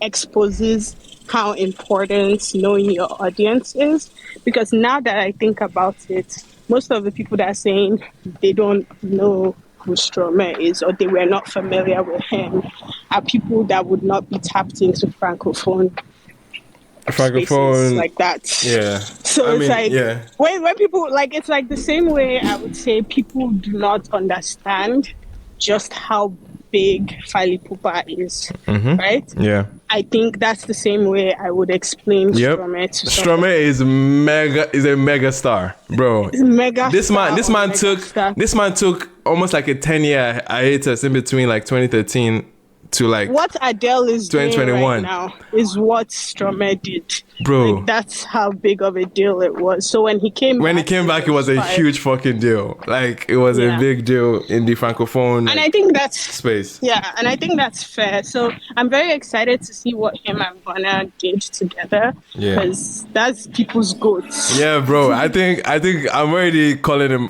probably my favorite just based on the idea of a Stromae and if they're sitting in the same level of brilliance. I'll be so mad. Oh my gosh, bro. I'll be so mad if the song doesn't turn out right, because the potential is heavy. The potential is insane on that one, man. I'm looking forward to it. But do you know what's interesting? Because you never know. It might just make him be Chris Martin, and just put him on the hook about his wife. Hello. We'll see, man. Afrobeats. Yeah. Bringing it back to Afrobeats, why I mentioned Buju was because I saw videos and clips from that performance, like on people's stories, and I was like, oh, Buju's performance has gone up a couple levels because it was so great. He had dancers, he had like all these like sections, he had things he was doing, and he took me back to that interview. And it's just interesting when you know that an artist that you enjoy their music and there are other parts of it that they take very serious. And when the situation presents itself, they implement it, try and show you that hey, like I could really do this when I have to, you know. Yeah, man. I love that. I just wish we get more of that because lot of our artists, again, Taj is saying, oh, people think Afrobeat is vibes. A lot of our artists are some of like the best creatives, like creative minds and like very much like intelligent people. It's just maybe like how the business is structured or whatever that makes them do whatever they have to do to get money or whatever. But if the situation presents itself, bro, already I've always said something that put our music with anybody's music, like yeah, man. Not always, but put our music with anybody's music. We are holding our own. Yeah, yes, man. no, I really want people to be able to put our performances with For sure. And speaking of, real quick, go ahead, Ted. But yeah, I was just gonna say, I think apart from we're just a third world country, so like a lot of technology is just kind of lacking with us, like the way we mix our vocals, the way we do our live performances. I think that's just where we lack. But in terms of curating our essence, I think we match up with any other part of this world that curates their country's essence. Yeah. Basically, I think we just lack like the infrastructure to clean things up, right? Everything is still a bit tacky to an extent, but that's why we maybe can't compete in the world. But in terms of like being innovative and creative and even just with the little we have to work with, what we create is insane. Like our producers are some of the brightest minds ever. Like every time, what bro. they do, what they do. Producers are insane. So insane. Speaking of live performances, though, that in terms of like improvement, I've seen improvement in terms of live performances. Did anyone tap into the recent clips from Donna One of Omah Lay's recent show out? I think it was in Belgium. There were some clips, bro. I love what Donna One does with his artists, and like that whole was it good or was it bad? It was really good. It was a great performance. It made me go back to the Get Laid project. I went back and rinsed. I think the transitions are new. Yeah. No, it's just clips on Donna One's page. So you can go on Donna One's page here. He drops like 3 videos. There is an Instagram page called, is it Tale of an Angel? Okay. I'll send it to your DM tag. The freaking, like they basically sectioned out different songs. There was the part where we were performing basically Lulu and Understand. Then Buju I love you. So something. Yeah, You was really good. Yeah, you was beautiful, bro. He performed that song beautifully, man. Yeah, I can't. That might be like one of the first times I'm hearing you different and I'm liking, because like at the bottom of my Omah Lay song. Yeah, for sure. When I'm free my mind or free mind, like they're at the bottom. And funny how that was those 2 songs are not bad songs, by the way. They are amazing songs. Yeah. By the way. But you just like when I look at all these songs, those songs just because when you was out and it was on MTV and I was just like, oh, this is great. It's a pop record. It's all this but then when I heard the actual project, I'm like, nah, this is crazy. Then the second project, then the album, I'm like, okay, this guy is way more nuanced than what you was, and I just Anyway. So let me ask one question. That was we've been very love and life. But let me ask one question. Rema's best EP or Get Laid? Rema's best EP or Get Laid? Let me tell those are 2 bad bitches, but I would say Get Laid, bro. For me, it's crazy. I remember Rema's EP. It's crazy. A bad bitch. It's crazy. Honestly, but Get Laid is a classic for me, man. Dante, Chibi, Rema's EP and Get Laid. Yeah, I said Get Laid for me, man. Straight up. Can you guys hear me? Bruh. Yeah, I can hear you. Freaking yeah. I want to say something. Damn, when Rema's EP dropped, it took a while for the whole thing to like get into everybody. Like obviously, people had like Iron Man that was on there. People had Jimmy B that was like the hit record.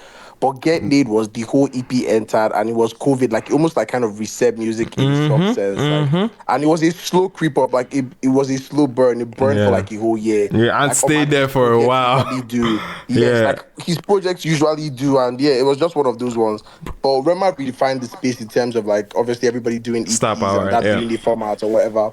Yeah. No, but Rema's impact overall beyond that EP itself, it's been immense. But yeah, I think just from a very personal, just going back to 2020, where I was, and yeah, I think it was Omah Lay, bro, with that record. Taj, I sent that clip in the page to your IGDM. There is, okay, let me say this. I picked Get Laid, but there's a personal sentiment. For people that know, I make music, right? I love Rema's project from the onset. That anytime there was somebody who was like, "Oh, this one is what," I'm like, "Nah, this guy is excellent. Like, this is different. This is good." But Omah Lay was the first, like, maybe I don't even know, but that project came and I edit, and at the time there was this like producers that are personal, like, "Oh, I want to make a project, whatever," and there was this particular like sound I just felt like people had not gone into, which is dark Afrobeats. It was the sonics had to be auntie, the writing had to be a certain way. Yeah. And Omah Lay's Get Laid came, and I was like, yeah, like mind you, Get Laid came before Made in Lagos. Like it kind of even like prepped our minds in some sense. And then Omah Lay was not the first artist that I can say I heard, and I was like, what do I want to be in music again? That's just me being like, I was like, what again? Like, this nigga has done it all. But that was what that project, so that was how I picked that project. But then the second project came, not because it was bad, but then the second project came and the novelty like wore off, and I was like, oh, I think it was that. Now. The second project, in hindsight, is a lot better than we gave it at the point that he was following up at Get Laid. But they gave him one of the biggest records. They had. Oh yeah, he had Godly's biggest record, one of the biggest records. Yeah. Well, Omah Lay just like his run. When you look at the things he's done, like in hindsight, you can actually like be like, yeah, this is insane. Yeah, 100%. So wait, if Omah Lay takes the first EP and Omah Lay technically takes the first album, hello, which kind of agenda is this? Wait. So therefore, this kind of agenda is this? So now agenda they run this music, because it's shout out to Kusman. It's clearly not the music. It's the agenda. Rema offers a lot more than just the music, though, and that's he offers an agenda. No, not an agenda though. I've seen these guys perform live, right? Yeah, but Rema's factor, Rema's factor is different. You know, it took a while for Omah Lay to really come out of his shell. Like this, he was basically doing media training on. Basically, he was in front of us. Like Omah Lay was going in front of us. He wasn't at the impact where Rema was. Rema feels like he had been prepped for this from time. Rema came and hit the ground running. Yeah, Rema hit the ground running. Omah Lay, it took a while for him to really embrace his star power. I think Omah Lay had to blow up the way it did.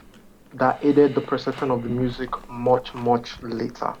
Because when he doesn't drop for a while, he's the guy that we can wait on. Fair. I don't know if that makes sense to you guys. Yeah, he's coming out with novelty. For sure. Exactly. He always steps out. Like Omah Lay always steps out with novelty. Yeah, he does. And this thing Tempo said on with Anessa, their perception of Omah Lay is very much a legacy act. Because they went into the whole they stole his project or they didn't steal his project. Now, like looking at it, I'm like, okay, I get what they are doing, I get what they are saying, but the number one is always on some. My artists tend to be mysterious in nature, which is not. And he said it was like when he brought Nosamadi out, it was like I wanted it to be like The Weeknd, like you don't really know his face, but it was Mr. Easy that casted his face when when you see his girlfriend in like one African country like that, or like when most times you're gonna see a lot of Thames content in posting on the story on his page or something. Yeah. Or like first time I saw Thames playing piano was on his page. That was a crazy moment for me because I noticed something. That's by the way. Then even down to when he was working with Serotonin, like these acts are like there's a way he's very sure about. He said sometimes I think on one pod he apologizes to like his other execs, but he knows they all say, oh, you should be out there and whatever. But he said the way he treats his artists, that mysterious vibe has to kind of be included. Yeah. All right. That's to this point of how Muyiwa uses this page. Nice, man. No, for sure. I was bringing this up just to say, like, his performance, like, going back to those clips that I saw from Belgium, he's having a lot more personality on stage now. Like, it's insane. Like, this doesn't feel like the same 2020 Omah Lay that we once knew, that everybody was calling a shy guy. People made up their minds that he was a dead guy for the reason, and it's just crazy to see how far he has come, man. I'm looking forward to the album. He needed a controversy. Yeah. I'm looking forward to the album, man. Clarity of Mind. Those are one of the other releases that we're looking forward to soon. Any other upcoming drop that we are on the verge of? Did anyone tap into Tim Larry? Tim Larry dropped. Real quick. I know I don't have my alter people. My alter people are not here. Okay. I did. It was cute. It was fun. It was exactly what I expected. Spiral. Yeah, it was cute. I saw he did like a listening thing. Yeah. I saw he did a listening. That was cute. Yeah. Yeah, man. Shout out Tim Larry. I like Tim Larry too. For sure. I'm definitely tapping in next week on stream for that one. But yeah, man.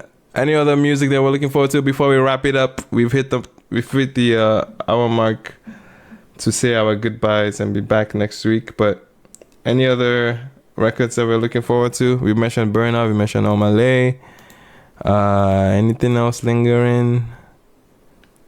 Which generation was Omah Lay referring to when he said he's the something? Oh, I beg. Oh, that one. I just be laugh. Yeah, don't drop. Yeah, sure. The album. Yo, there was a time we were begging for things like this, so I'm not mad. I'm not mad that he's out here. He's a funny guy. So he's a generation. I drop the album, move along.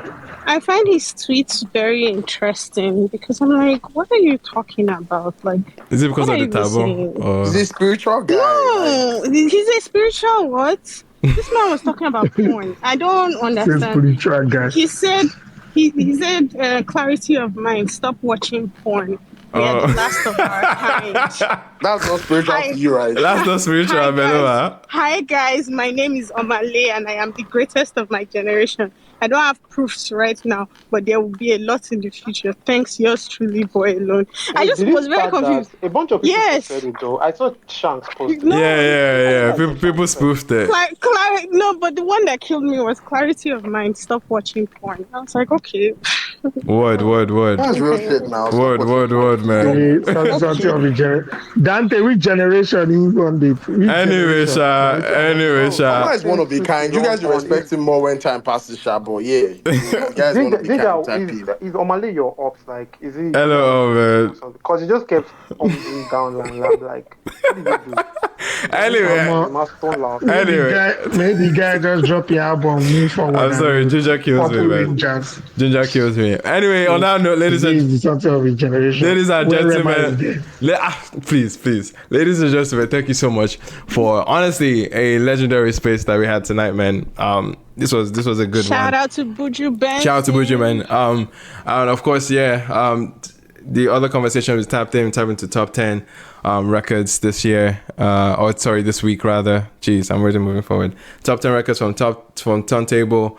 We tapped into new Reekado, new Goodgirl LA, new Fave, new Black Bones, of course. I'm looking forward to new music next week. So if you guys again are not following the podcast, definitely tap in to hear this in a lot more concise packaging on the podcast space. All right, and hopefully by God's grace we're here to next week as well to catch up on more new music and all the greatest happenings in the space, man. Appreciate you guys.